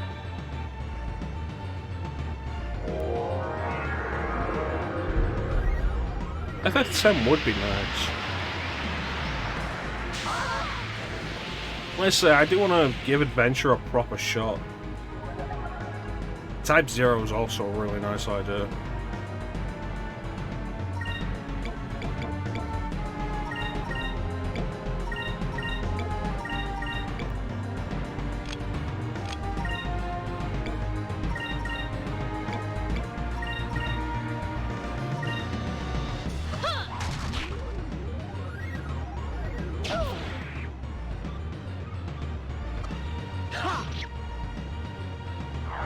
Yeah.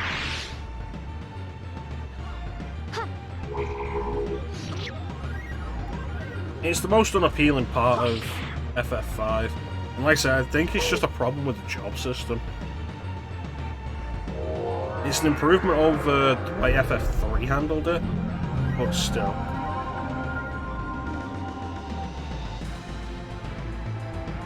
Awesome.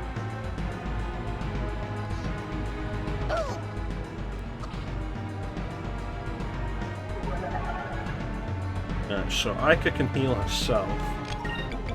Ice can hit the fucking cat. No.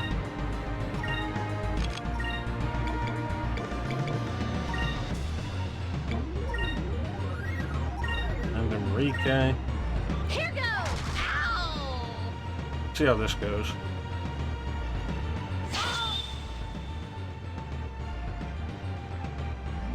Have you seen BioWare 6? Ouch! There's a lot of health. Here we go. Yeah! Money makes the world go round. Well, there goes Enrique. And Ica. God damn.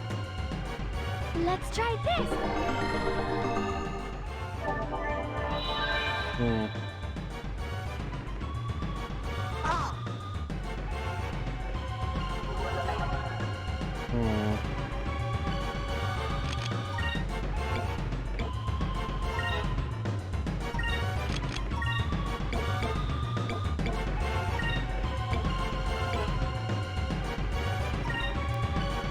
Here goes.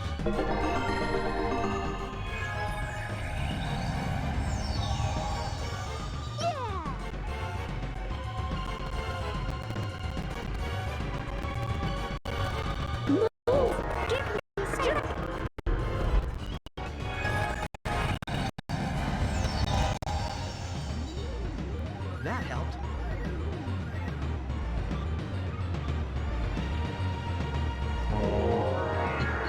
I hope Vice doesn't get caught in this.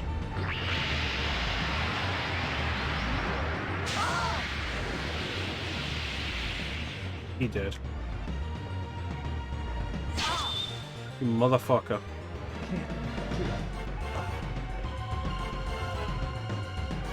Like, that standard attack is so much damage.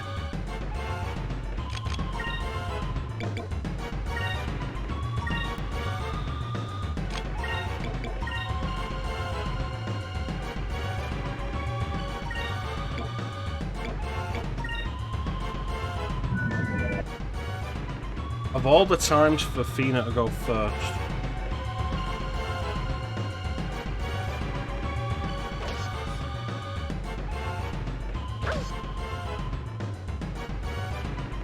Let's try this.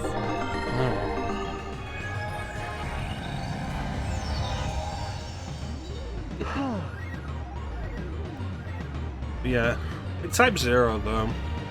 Come here.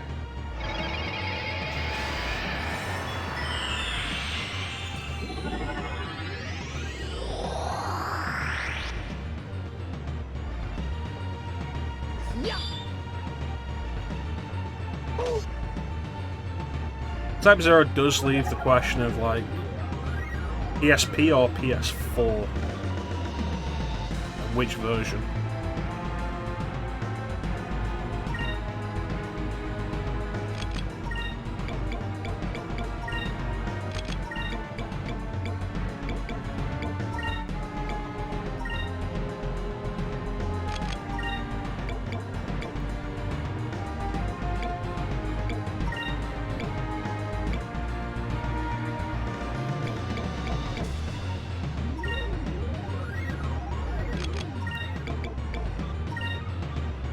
Let's There we try go. this.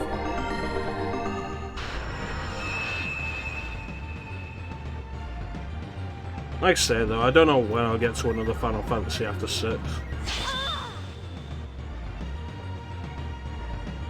Let's try this.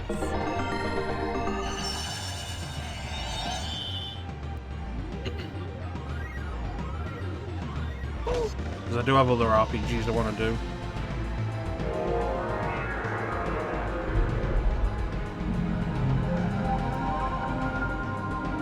Oh wow, it's 25 to 10. It's been almost an hour. I didn't realise. This should work. Did Vice make his move yet? I don't think he did. No, he didn't. Damn it.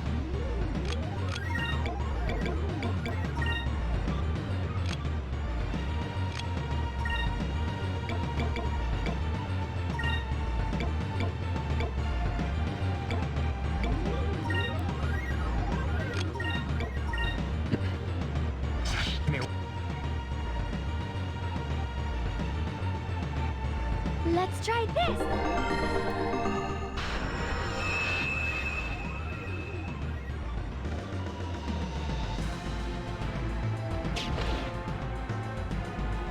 Prepare yourself.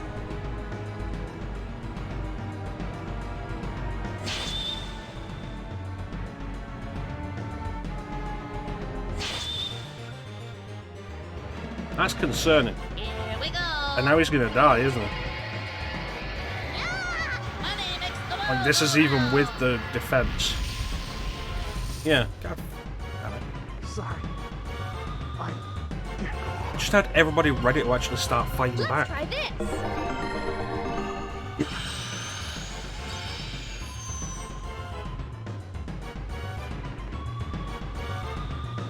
Chrono Trigger. Could be. Not a bad idea. And then that also opens the path for Chrono Cross. I have the PC version of Chrono Trigger, and I'm debating whether or not to mod that to make it look better. Make it look like the original. Or just do the DS version.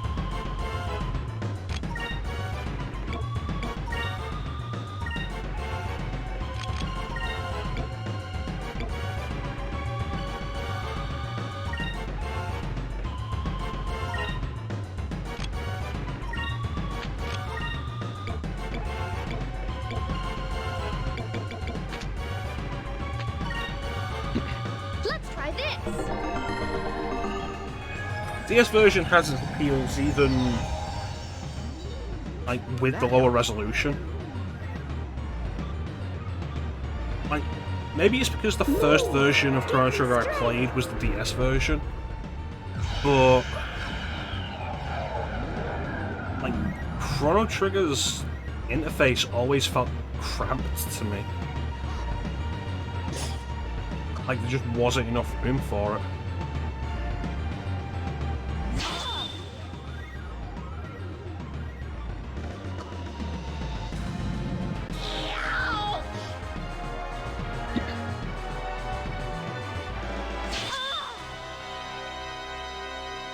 So having it all on the second screen feels like a good idea. Swear to fucking God.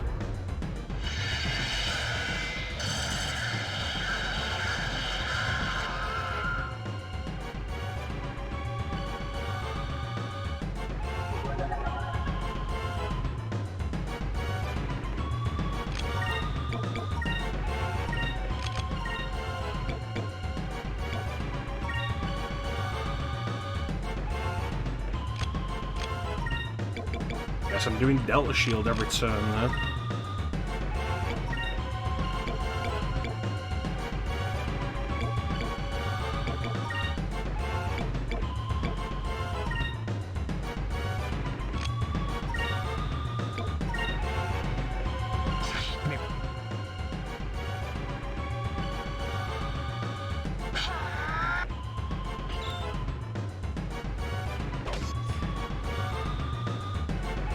Try and do a counter stance, I'm not aiming for you guys.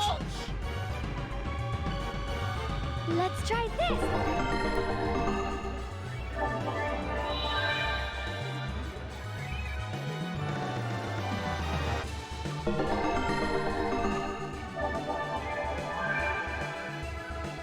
I love how these guys are referred to as bodyguards, but they're not doing a goddamn thing to protect this guy.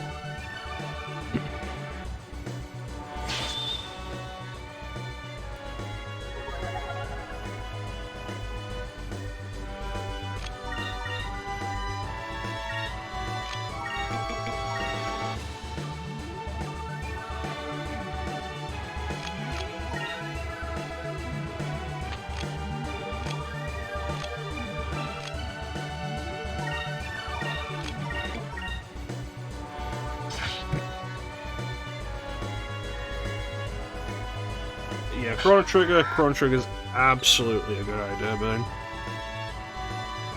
And it's long overdue.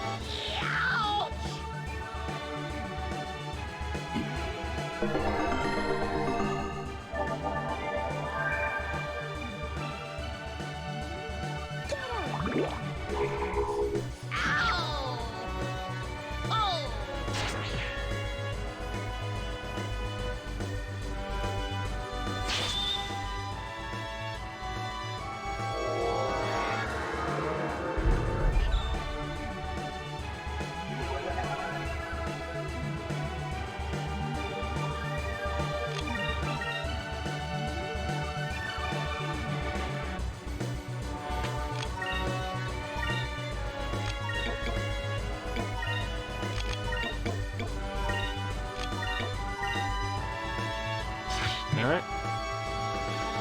This should do it. Set us up for the final run.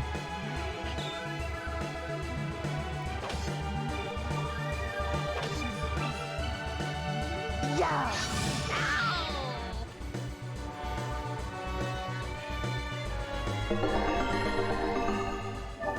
Pretty sure both those guys are at full health. Let's try this. Like, the fact that this guy's healing everybody except the guy supposed to be protecting is kind of funny. Here we go. Yeah! Money makes the world go round.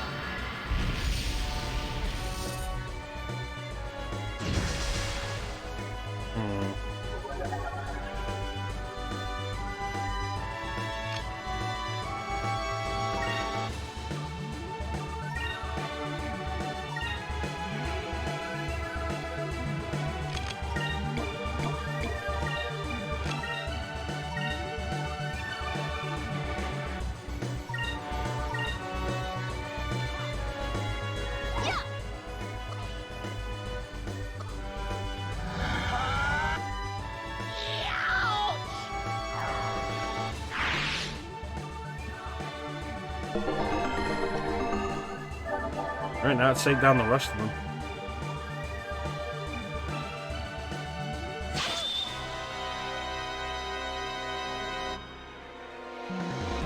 Let's try this.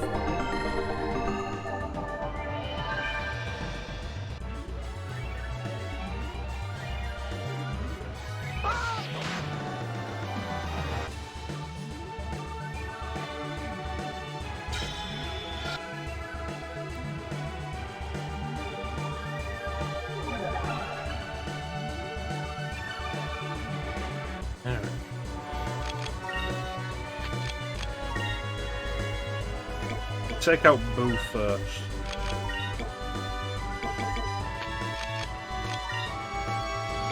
I'm gonna cleanse him.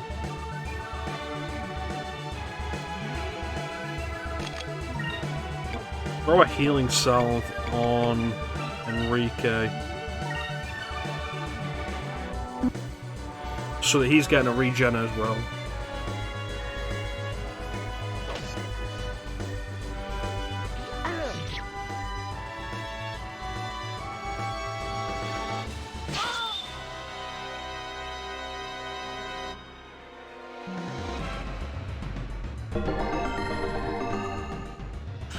That looks like a use for Luna wins.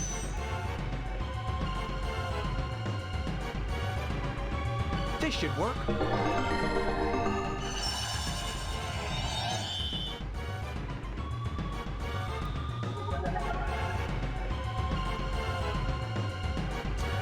Yeah, maybe I will add that 5 games for a console idea. 'Cause it's fun, I like it.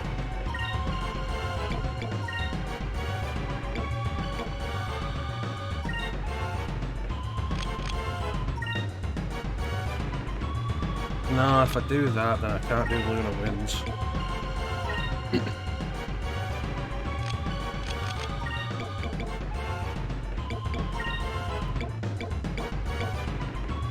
Yeah, it should be, shouldn't it?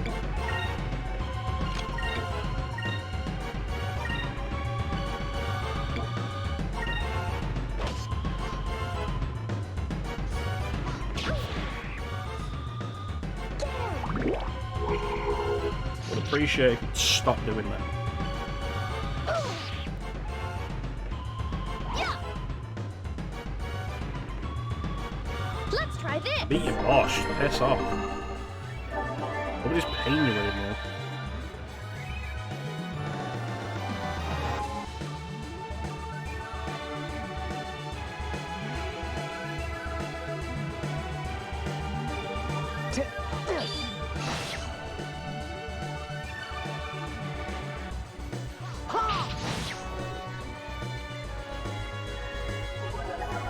Alright, heal Fina.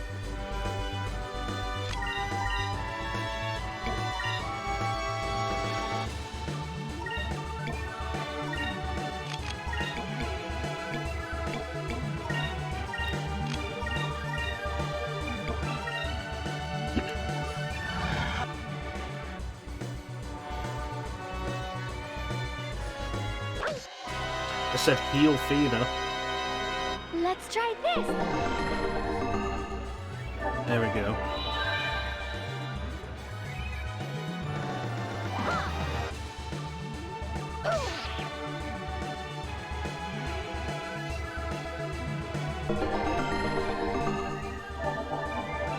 But he ain't healing himself.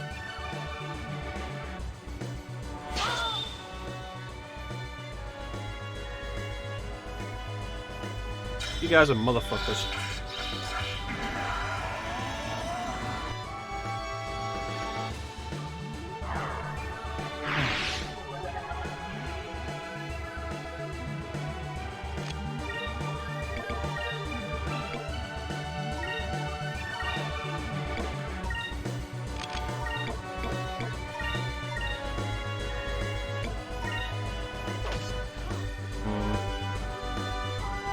He's just defending. Damn it. Let's try this.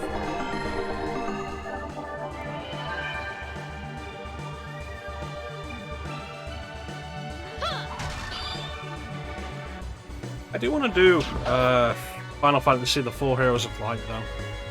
I never played much of it, even though I do physically own it. Take this, you curse. Never did much of it. And it could be interesting if it's like a really good forgotten Final Fantasy game. Like that could be really neat.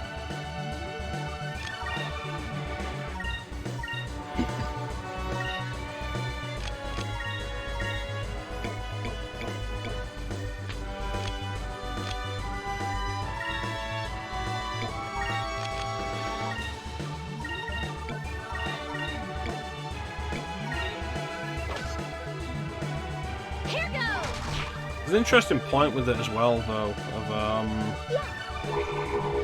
Like, it is kind of the spiritual precursor to Bravely Default.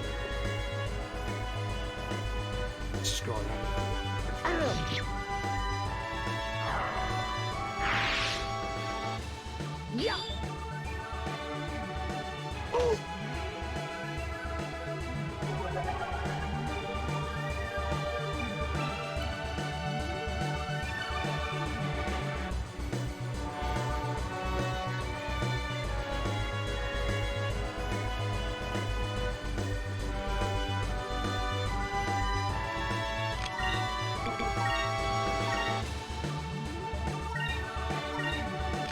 Time for you to die, you bitch. Let's try this. Get him.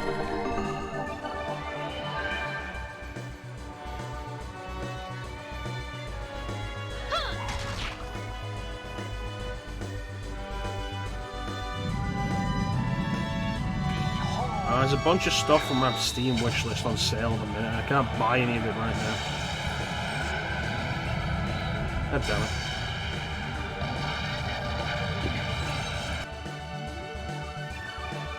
Finish him.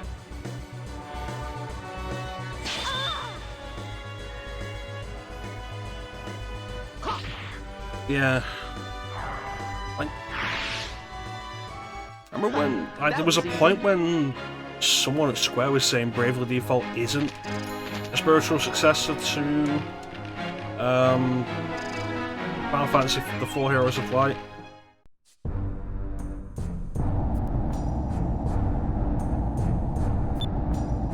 Like, I remember when it was first announced as something that it was being labelled as a spiritual successor.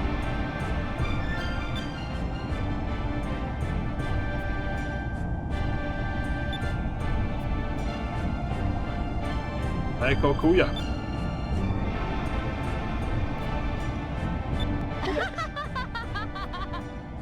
You're supposed to be old? I thought it was a child.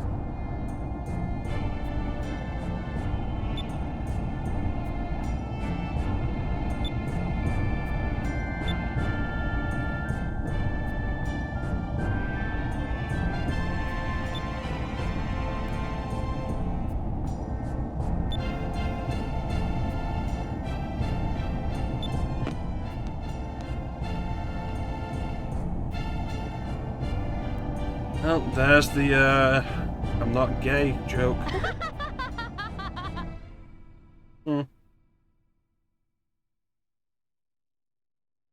So that is almost all the bounties.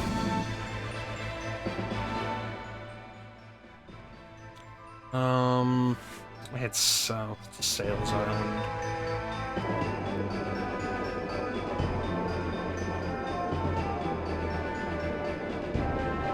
Turn that in, and then there's still a bunch of discoveries we've got left.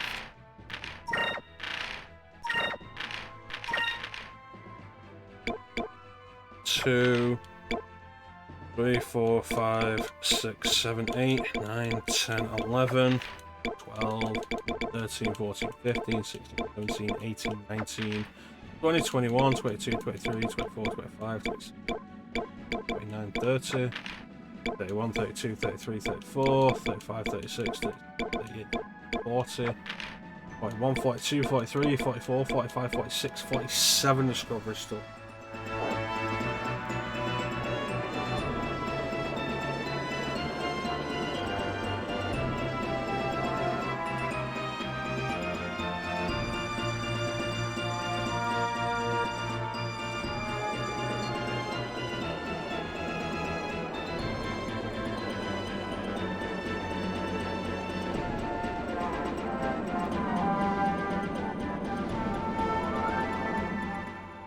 I'll find them all.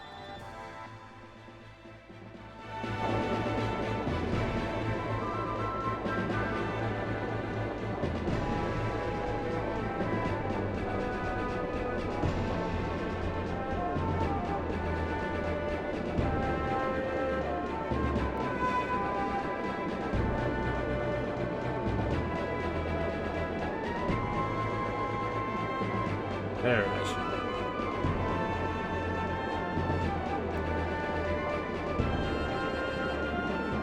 I appreciate that the lighthouse makes this place easier to see.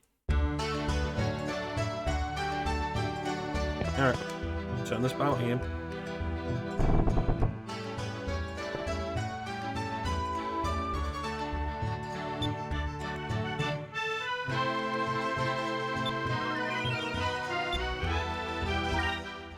I don't have any discoveries, do I? Oh, I do.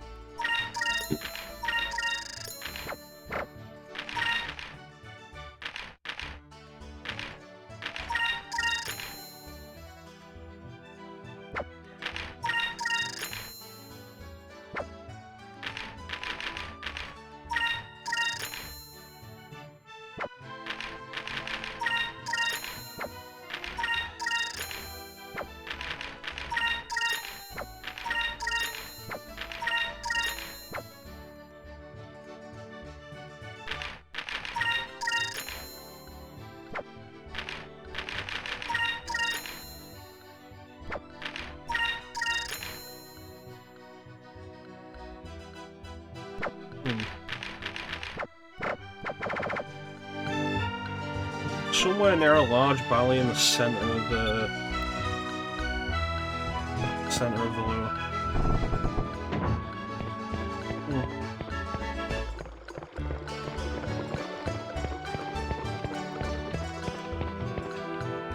Where is it?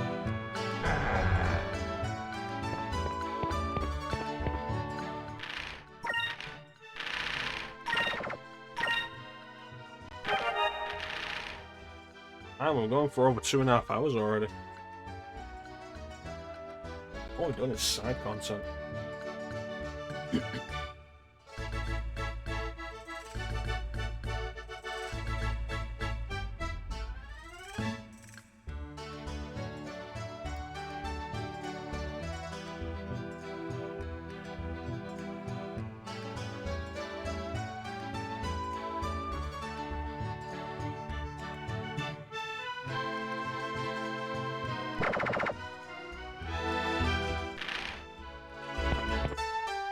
Make sure it's actually rested him.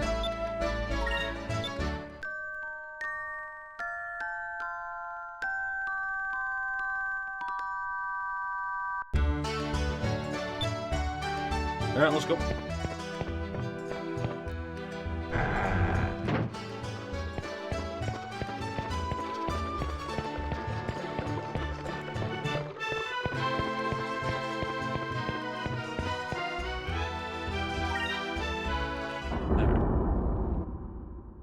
A valley in the center of the lure.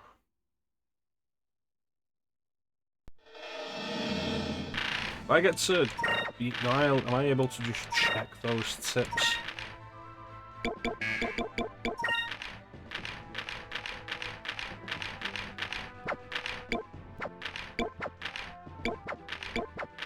No.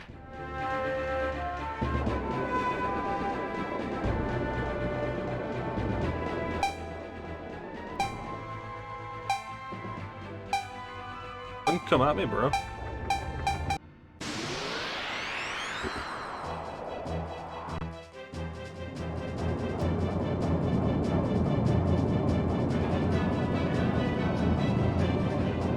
Oh no, a magic cannon.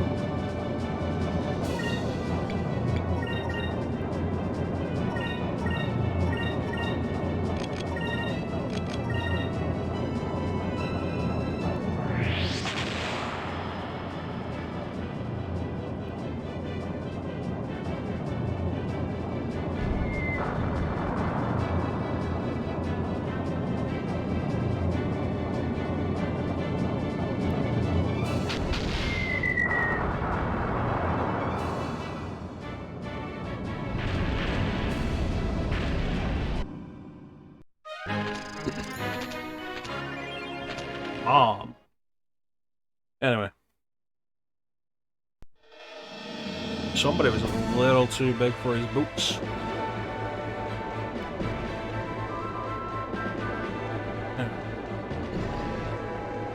Valley near the center of the continent. There-ish?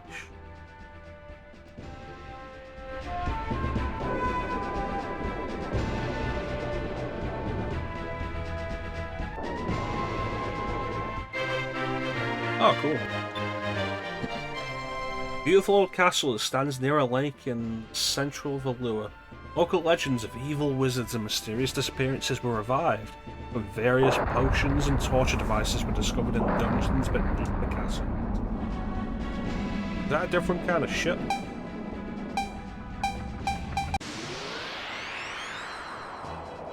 A ship we've not seen before?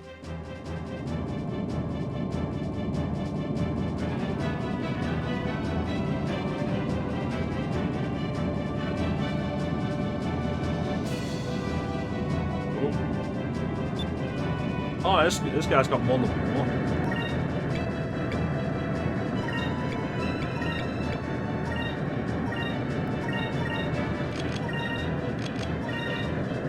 Show what you can do.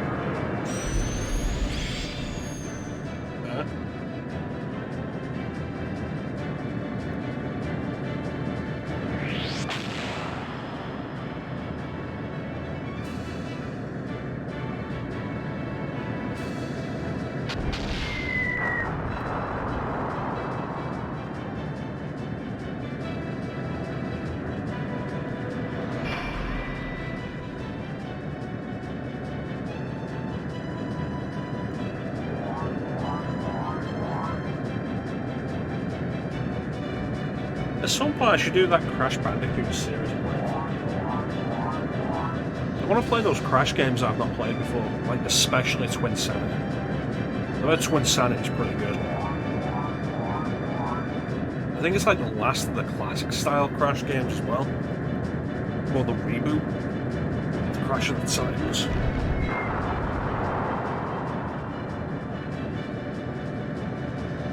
Which, like, I've heard Crash of the Titans isn't a bad game.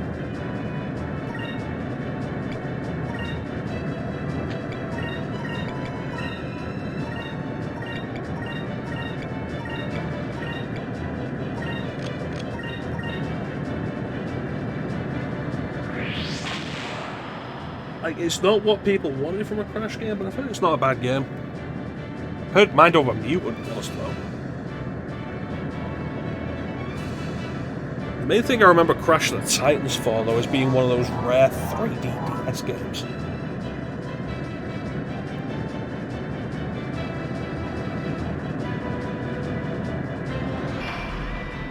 Kind of a crazy thing with the DS. Like, it came out and it launched with Super Mario 64 DS. Which was like a big point of like, oh hey, this handheld can do 3D. And then almost nobody used it to do 3D. Crazy.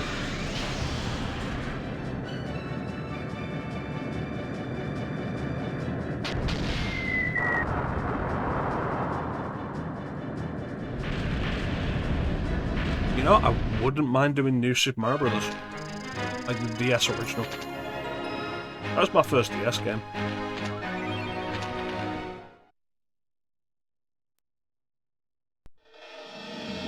Alright. Probably nothing else here. So I want to head east, probably.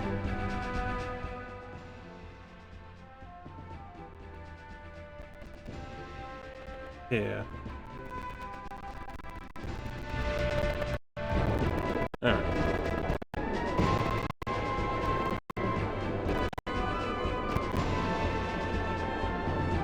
If I could remember more of like my first games on consoles, they could be an interesting topic of stream. But like, I don't remember the first games on a lot of the consoles I've played.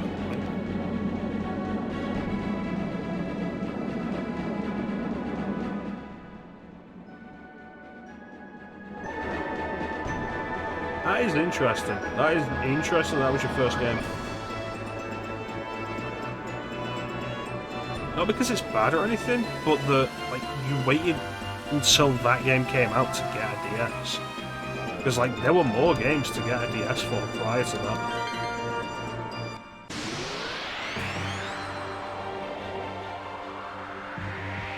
Castlevania. I was really interested in like some of the stuff that I'd never seen, same for PSP and Crisis Core. That's fun.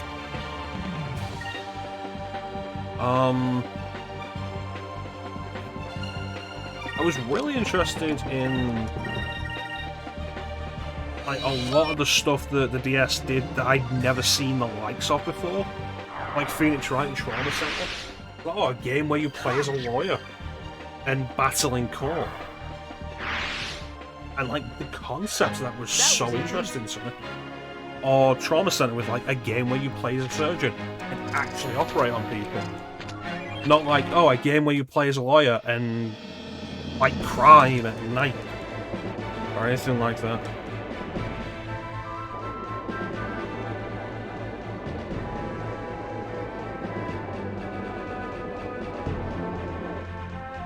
Okay, there's specific discovery around it.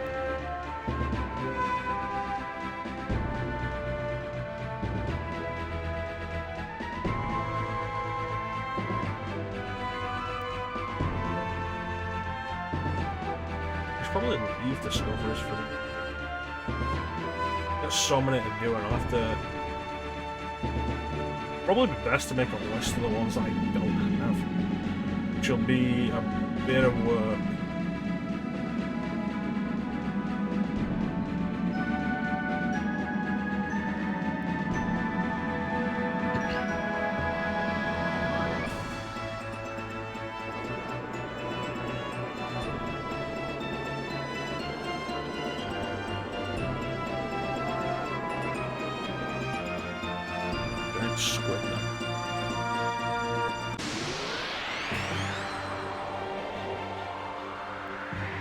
I mean, that is very fair.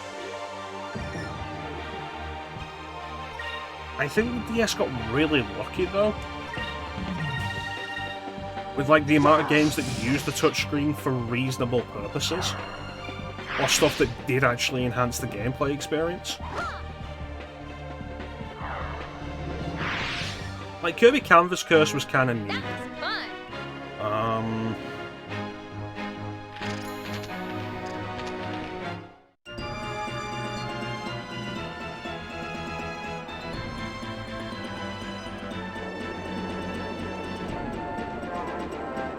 That was fun.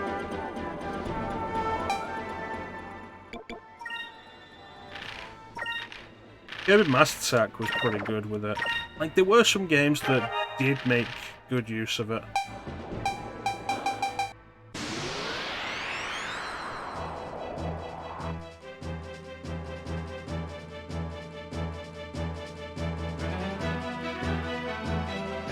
And then the games that didn't use it at all were also good.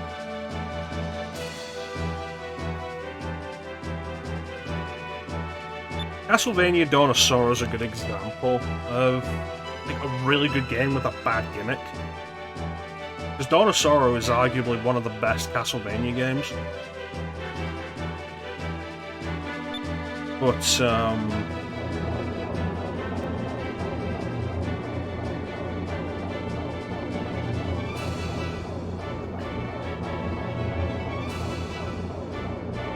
having to draw the seal on the screen after every boss fight, and if you fail to draw it quickly enough or correctly enough, then the boss regains some of its health was always bullshit. It's why the most common ROM hack for that just removes that stipulation.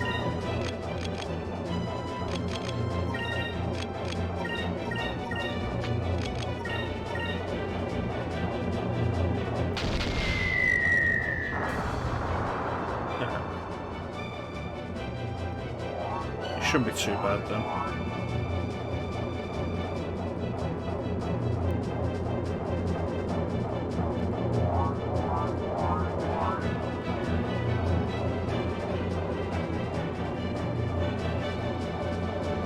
I think in terms of games though, like the PSP and DS generation was like the best handheld generation because there were so many really good games on both systems.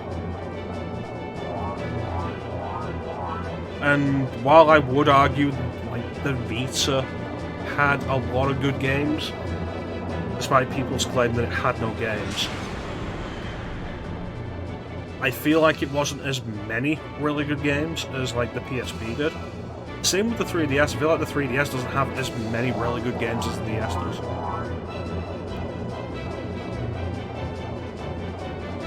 It's interesting of like a big criticism of the Vita for most of its life was that it had no games for it, and yet here we are. In November, it will have been 2 years since the launch of the PS5, and nobody's really criticising it for not having any games, despite the fact that it has no games.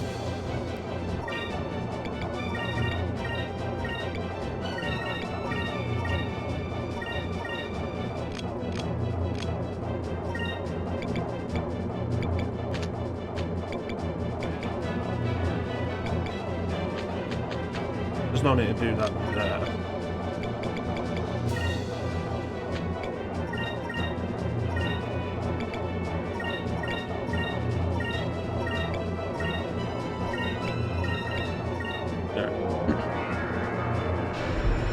DS having just backwards compatibility on anything is such a good idea, and it always was, and it's always frustrating when it's removed.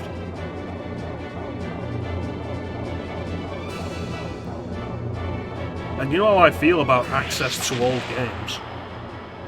Backwards compatibility is one of the main reasons why I love the Xbox stuff, and the Xbox One and such. It's a big part of the reason why if I was going to pick up an next-gen system, it'd be an Xbox Series rather than a PS5, because I'll still have all that backwards compatibility.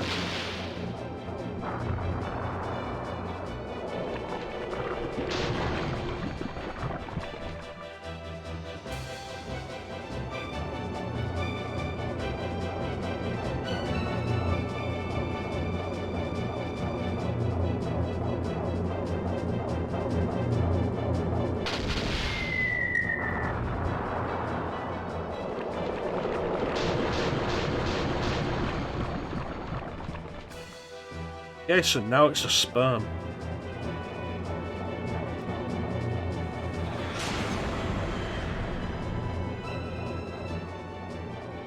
An interesting thing, last week I think it was in the store, a lady came in to return a copy of Pokemon Gold she bought because it didn't work on her system. And she pulled out the system and showed it to me, and it was a green Game Boy Micro. I was like, oh, that's really neat. And I pulled out my phone and showed them a picture of my green Game Boy Micro, and I was like, that was really cool. And it's like, no, there's nothing wrong with the game, it's just the Micro will not play Game Boy games.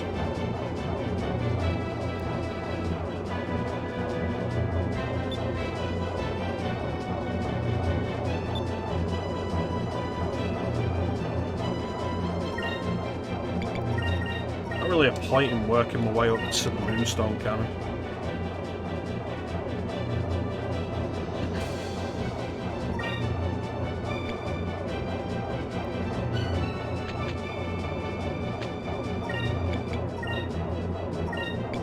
I love the Game Boy Micro.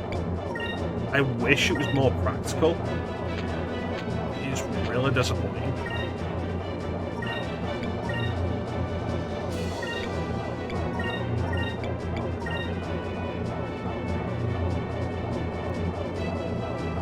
I just gave her the refund.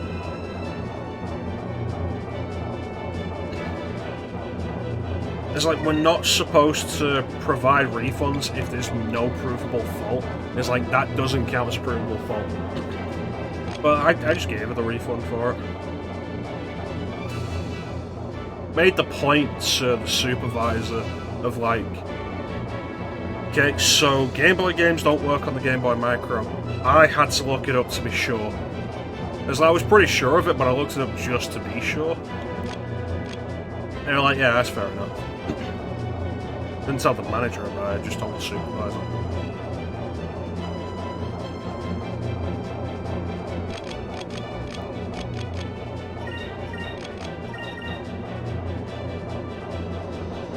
Because the problem was, like, she already had a copy of Pokemon Gold, but she thought because of its age, it just was bust because it wasn't working on a Micro. So she bought another copy and it wasn't working. And it's like, nah, just Game Boy games don't work on the Micro. It's a real shame.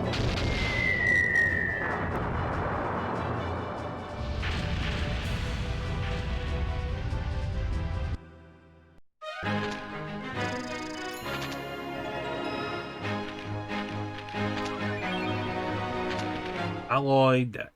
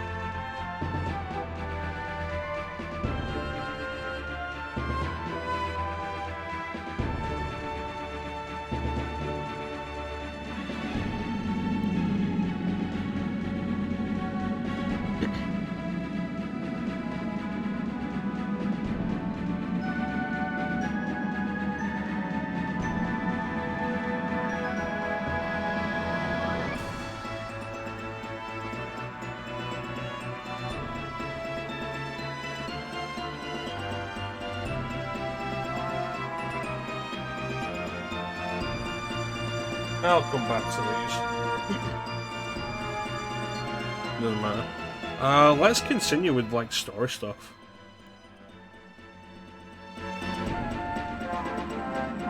Like, everything we've done today has been necessary for the Vice the Legend rank. That squid we fought is one of 4 giant monsters you can fight.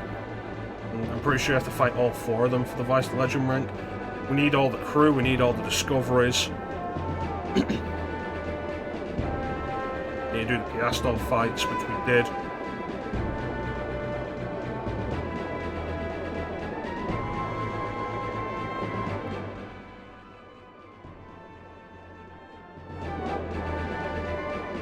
Probably would have been quicker to head south.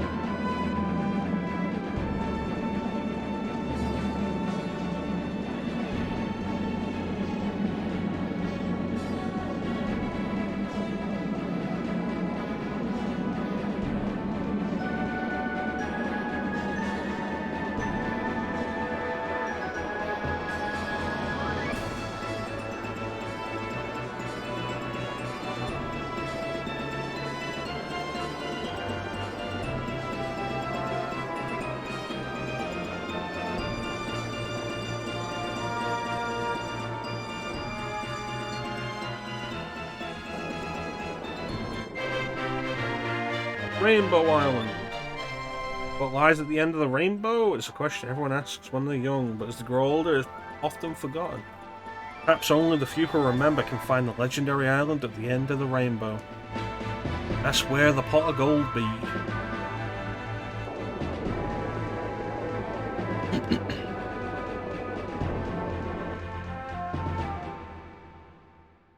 Alright.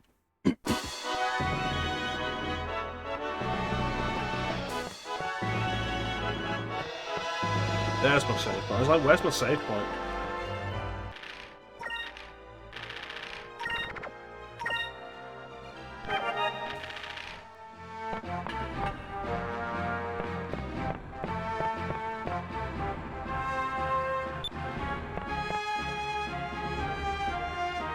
Got no engine for you to build. Or hull? A new hull. Yeah. Deep sky.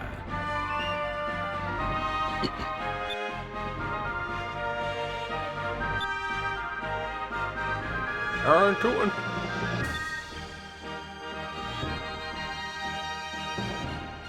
$10 days. God damn.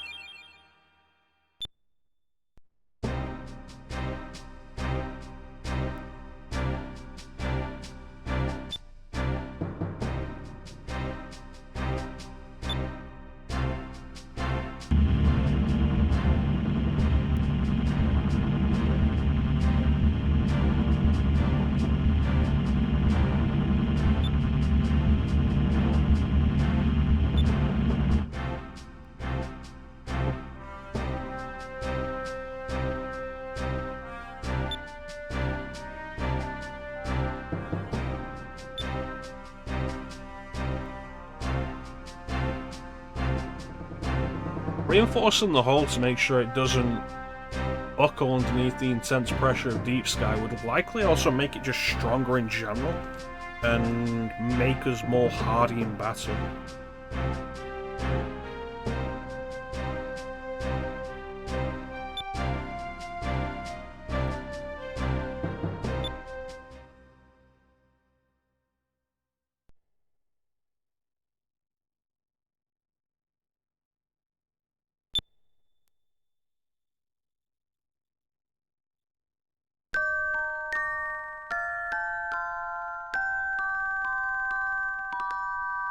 Gotta get that sleep.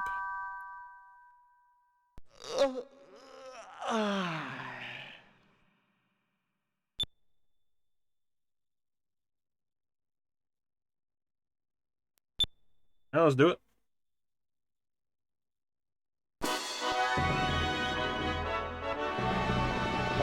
Let's go take a look at the redecorations I ordered as well. Some fish in the pond. Yeah, I thought it was kind of boring. Change it back.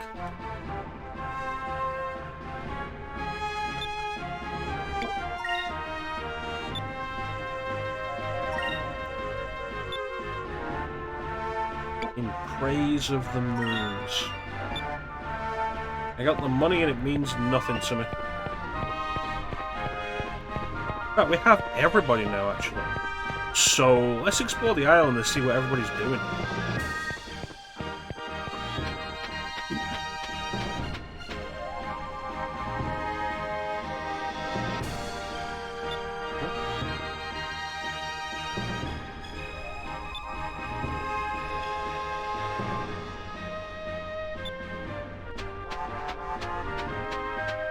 Okay. Don't mind the flamingos.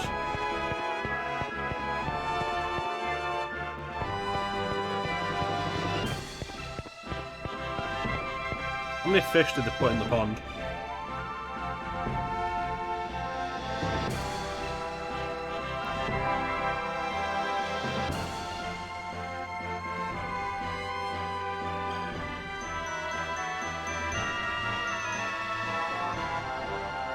So there's at least 3 fish in the pond.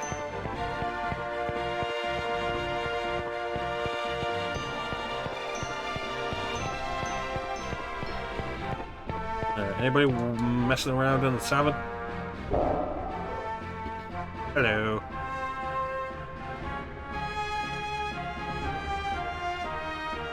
I'm really surprised they changed her model.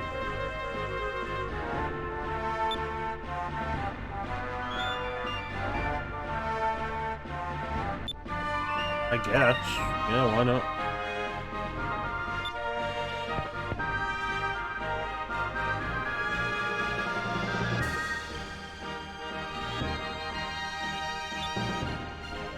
You wearing a new outfit?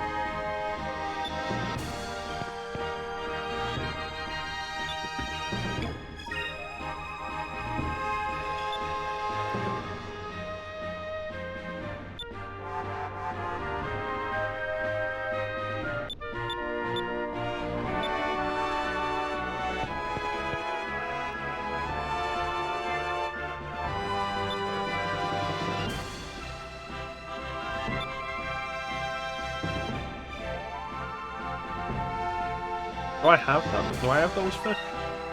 I don't know. Alright. It don't really matter anyway.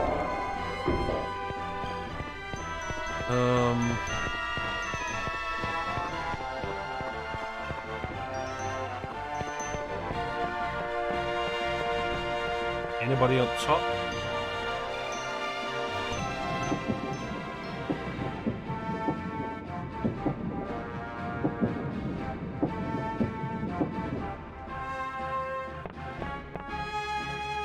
What up? Again?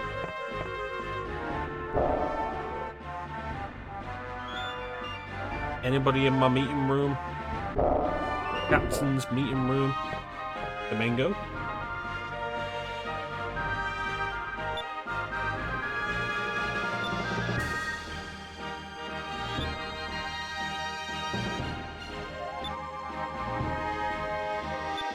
Okay.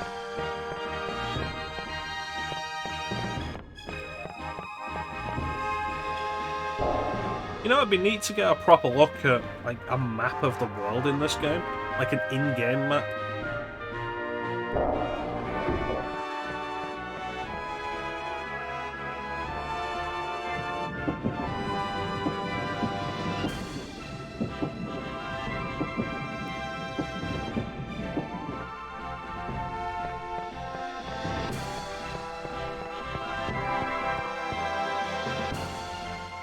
Yeah, what do we do?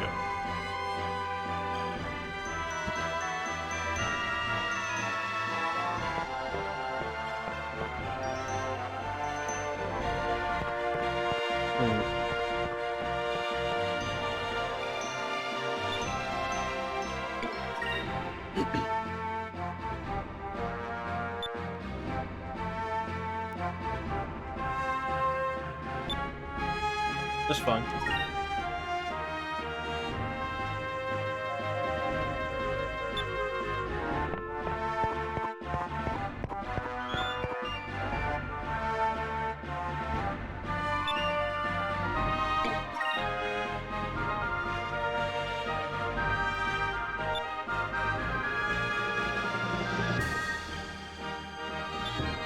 That's fine.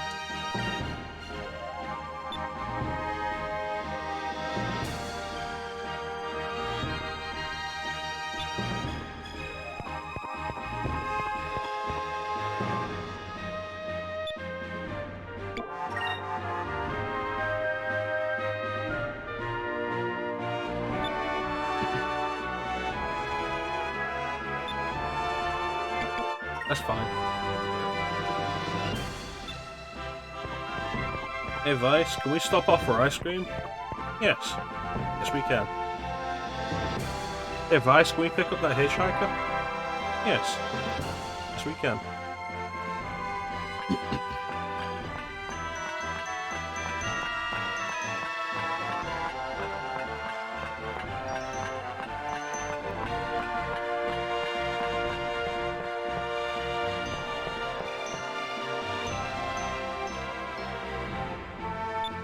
I don't skate you.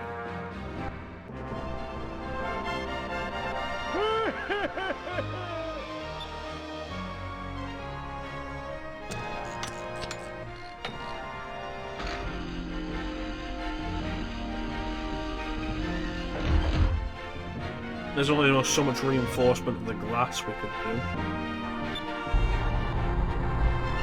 If only we had transparency.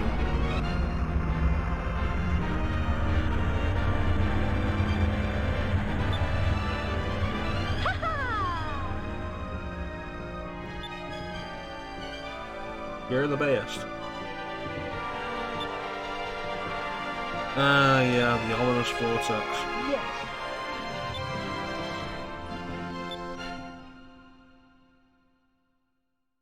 And now Enrique leaves the party. I'm glad I did those bounties before this. I'm glad I said that those bounties mean that bounty and the Piastol fight.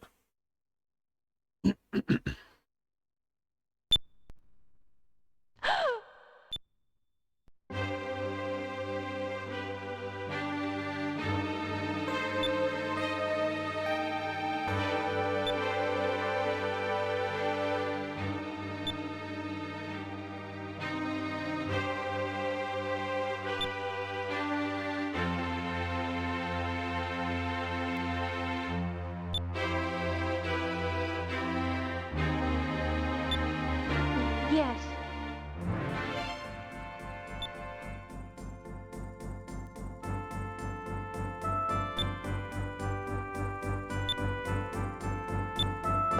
Yes.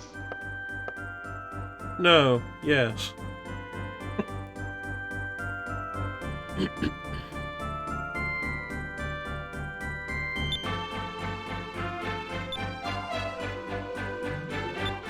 At least to give you some warning of it.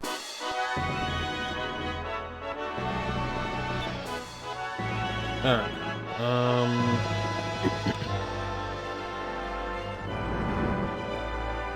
What up?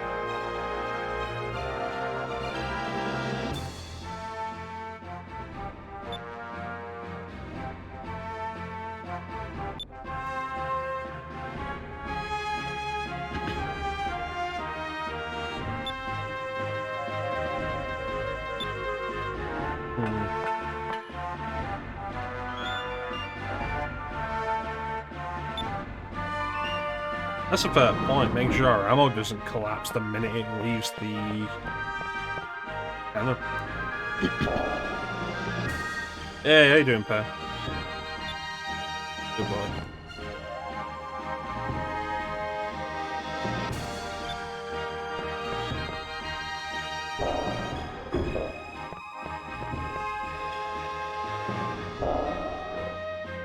Hello.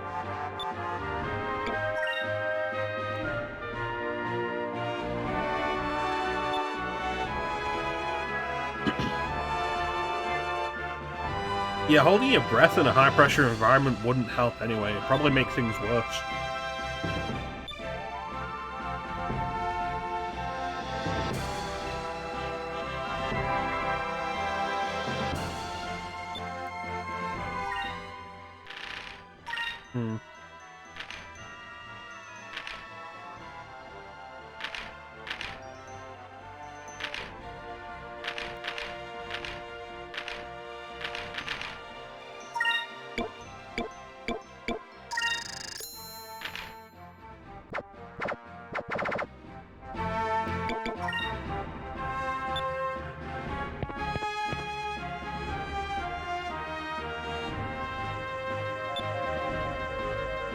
Okay.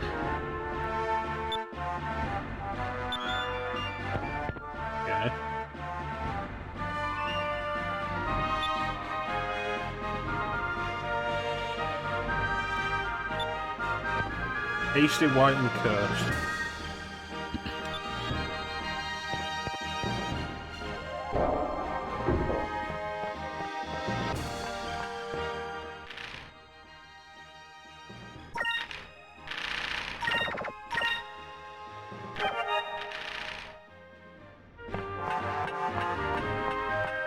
Tasty, white, and cursed.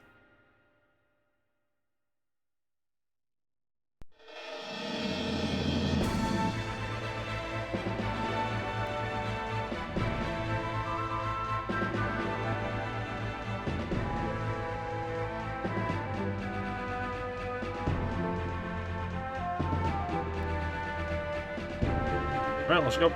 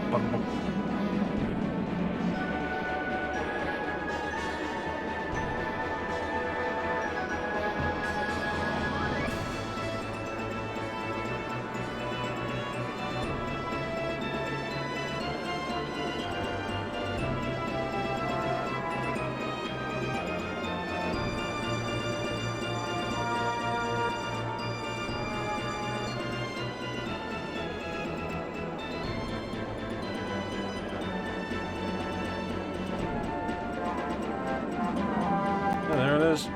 They've built the rail now.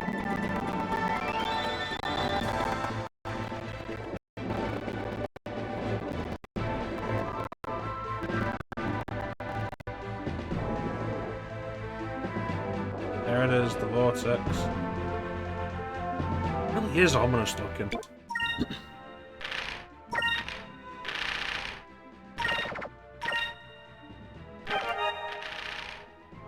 Well, I think that's where we're going to call it for today.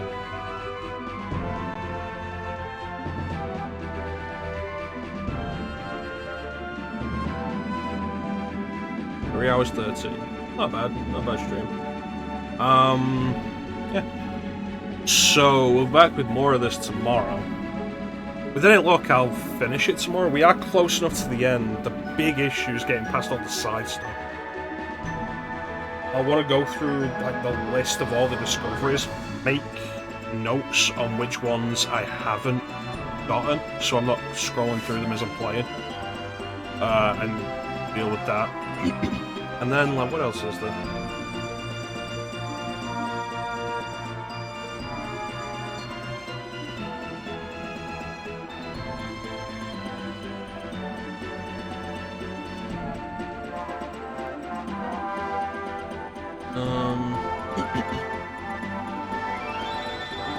Two chams in the final dungeon.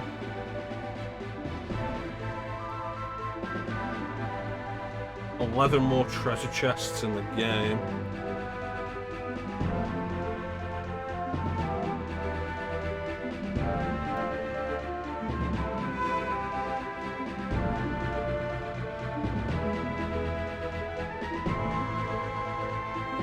That's interesting.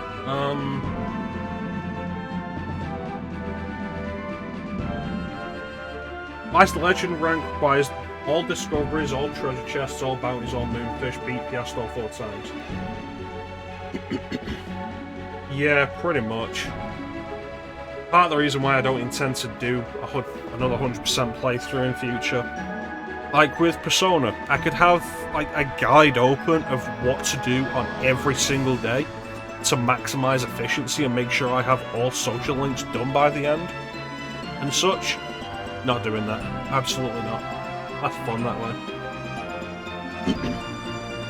That's fun for me that way. So yeah, to get Vice to Legend, all I need is all discoveries, all treasure chests, all bounties, moonfish, beat Piasta 4 times. We've done 3 of those. We can get all discoveries tomorrow.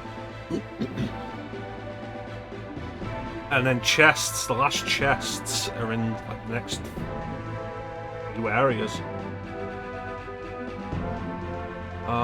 3 secrets is something else. 12 non-story ship battles. Kill all 4 giant monsters. All crew members, which we've done. Kill 2,500 plus enemies.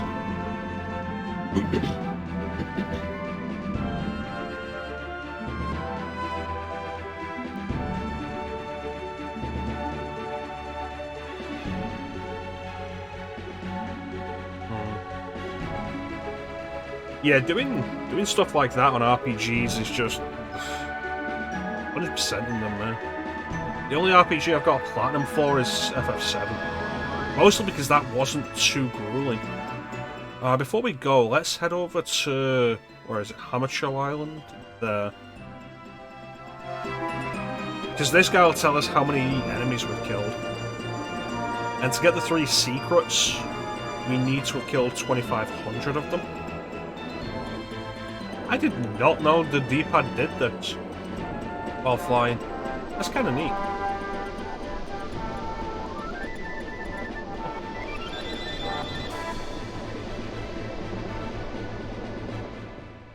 But yeah, like the platinum for Final Fantasy VII wasn't particularly bad. Hit level 99 with Cloud. Ruby and Emerald weapon, of course. I think Gold Chocobo might have been one.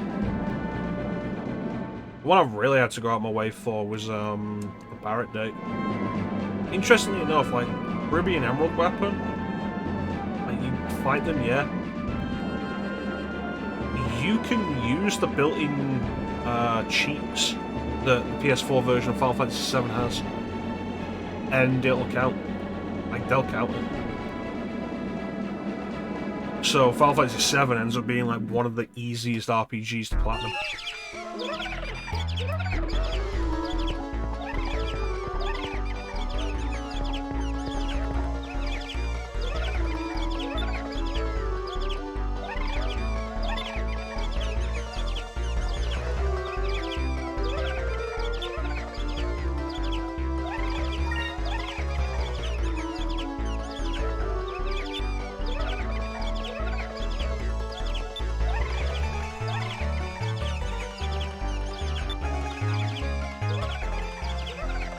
God damn. To get the 3 secrets, we'd have to kill about another 1,000 enemies. It's frustrating. And I don't want to deal with that. The issue is, like, the thing that I've been keeping from you guys, like, I haven't mentioned the 3 secret things. Doing all of the prerequisites for the 3 secrets opens up 3 hidden things in the game. One of which is a bonus boss fight, which I've been keeping a secret from you guys. The intention was to do that. Do that secret boss fight. Another 1,000 enemies this far in the game, like, that's gonna be... that's an off-stream thing.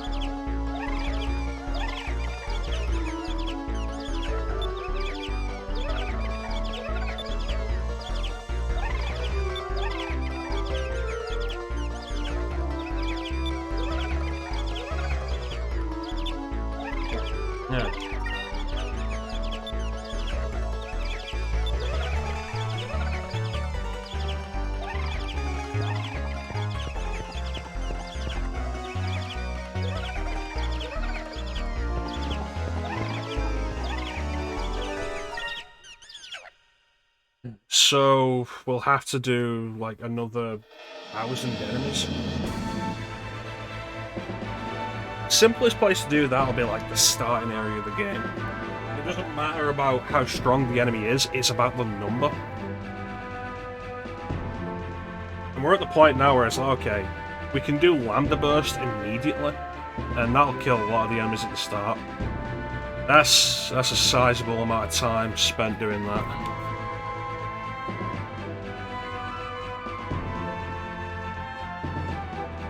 What's my current SP regen rate? Because like once it is 14,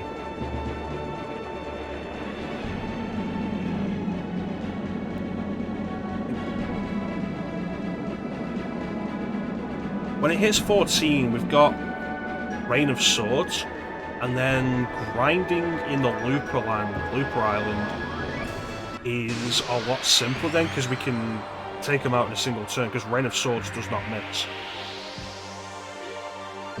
If we can get that off on the first turn, fantastic. We're still on 12. Alright.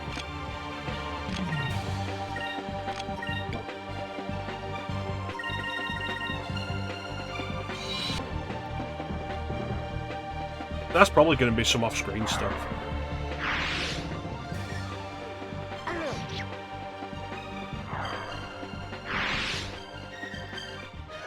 That was easy.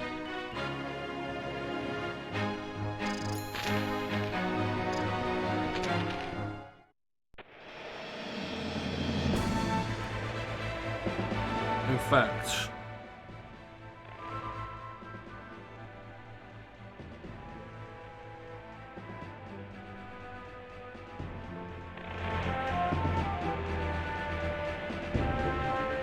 let's head there now.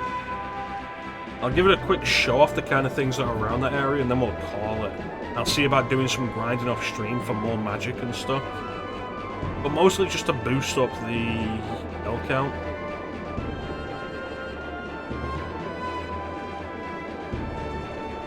Good news is, with our treasure chest count at 90%, even if we don't get the Vice Legend rank, even if I've missed something somewhere, we'll be able to do the 3 secrets.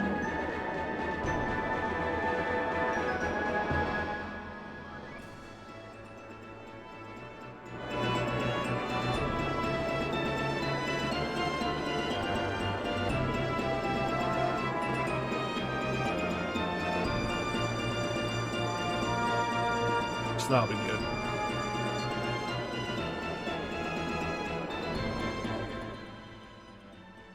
Yeah, this is the right way.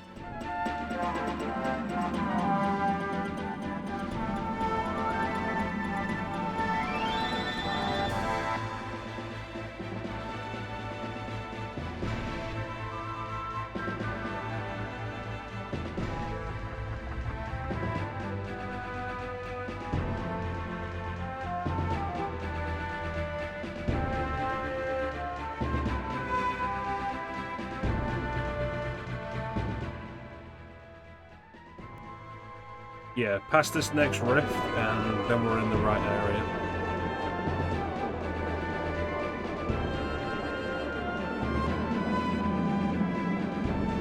There it is.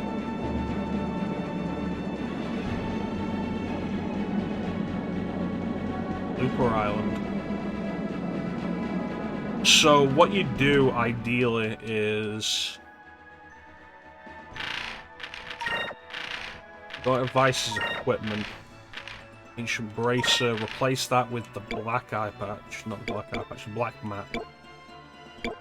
There is the black map, which increases enemy encounters. And then just go around this area.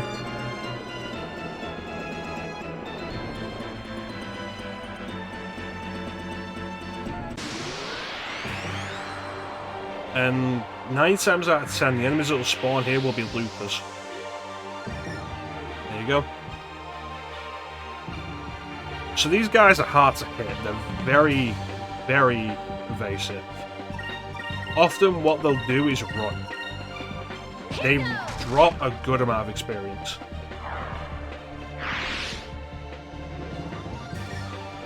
So what you ideally want is to be able to do Rain of Swords in the first turn, because it will hit all of them. And they don't have particularly high defense or health.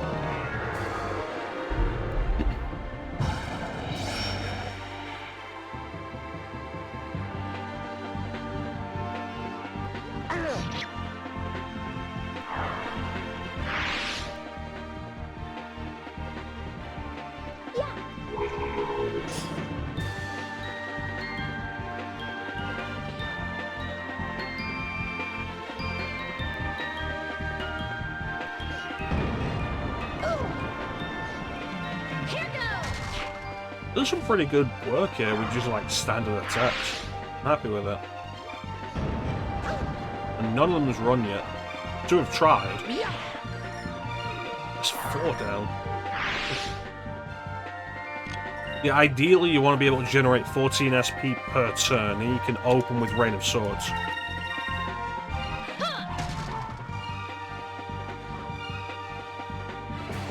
The only real problem is that Vice is kind of slow. When you get that, hits them all, will kill them, guaranteed. And then there you go. An utter victory.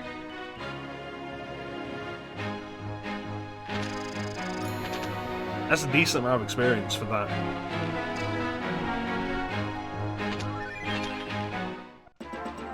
And a Dexus seed.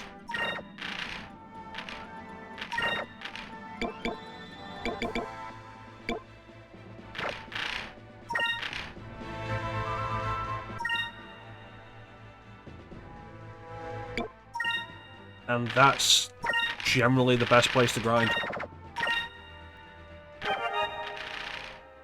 You have access to this place basically from the minute you can go above and below the clouds, so as soon as you get back from Yafutoma, if you're going to grind, this is the place to do it. Best place in the game. Because the enemies are low health and good experience for it.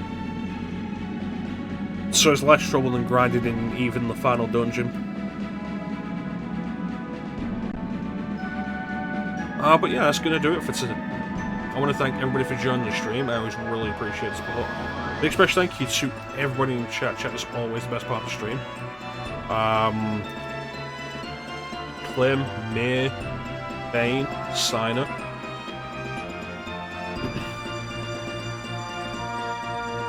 I know other people popped in.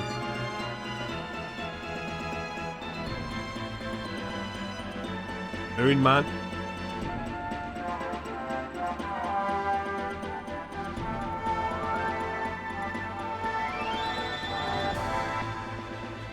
Yeah, that's everybody.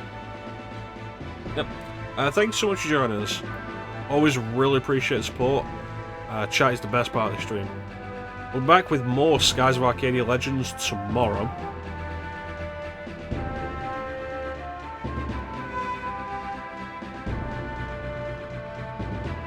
I'll probably do an afternoon stream again. And then, with any luck, we'll wrap it up tomorrow night. If we can do that, fantastic. Yeah. Bane in particular, great to see you again. I know you've been lurking for a lot of the streams, but it's great to see you again in chat, man.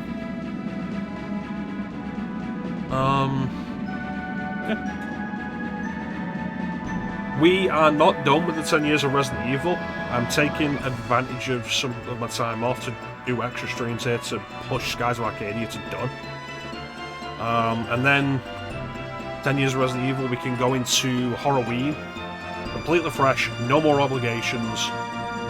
And in particular, because we have an RPG in that lineup, we're going to be doing Kudelka, which then opens the door for Shadow Hearts later down the road, so I'm looking forward to that. And in particular, it's a horror-themed RPG.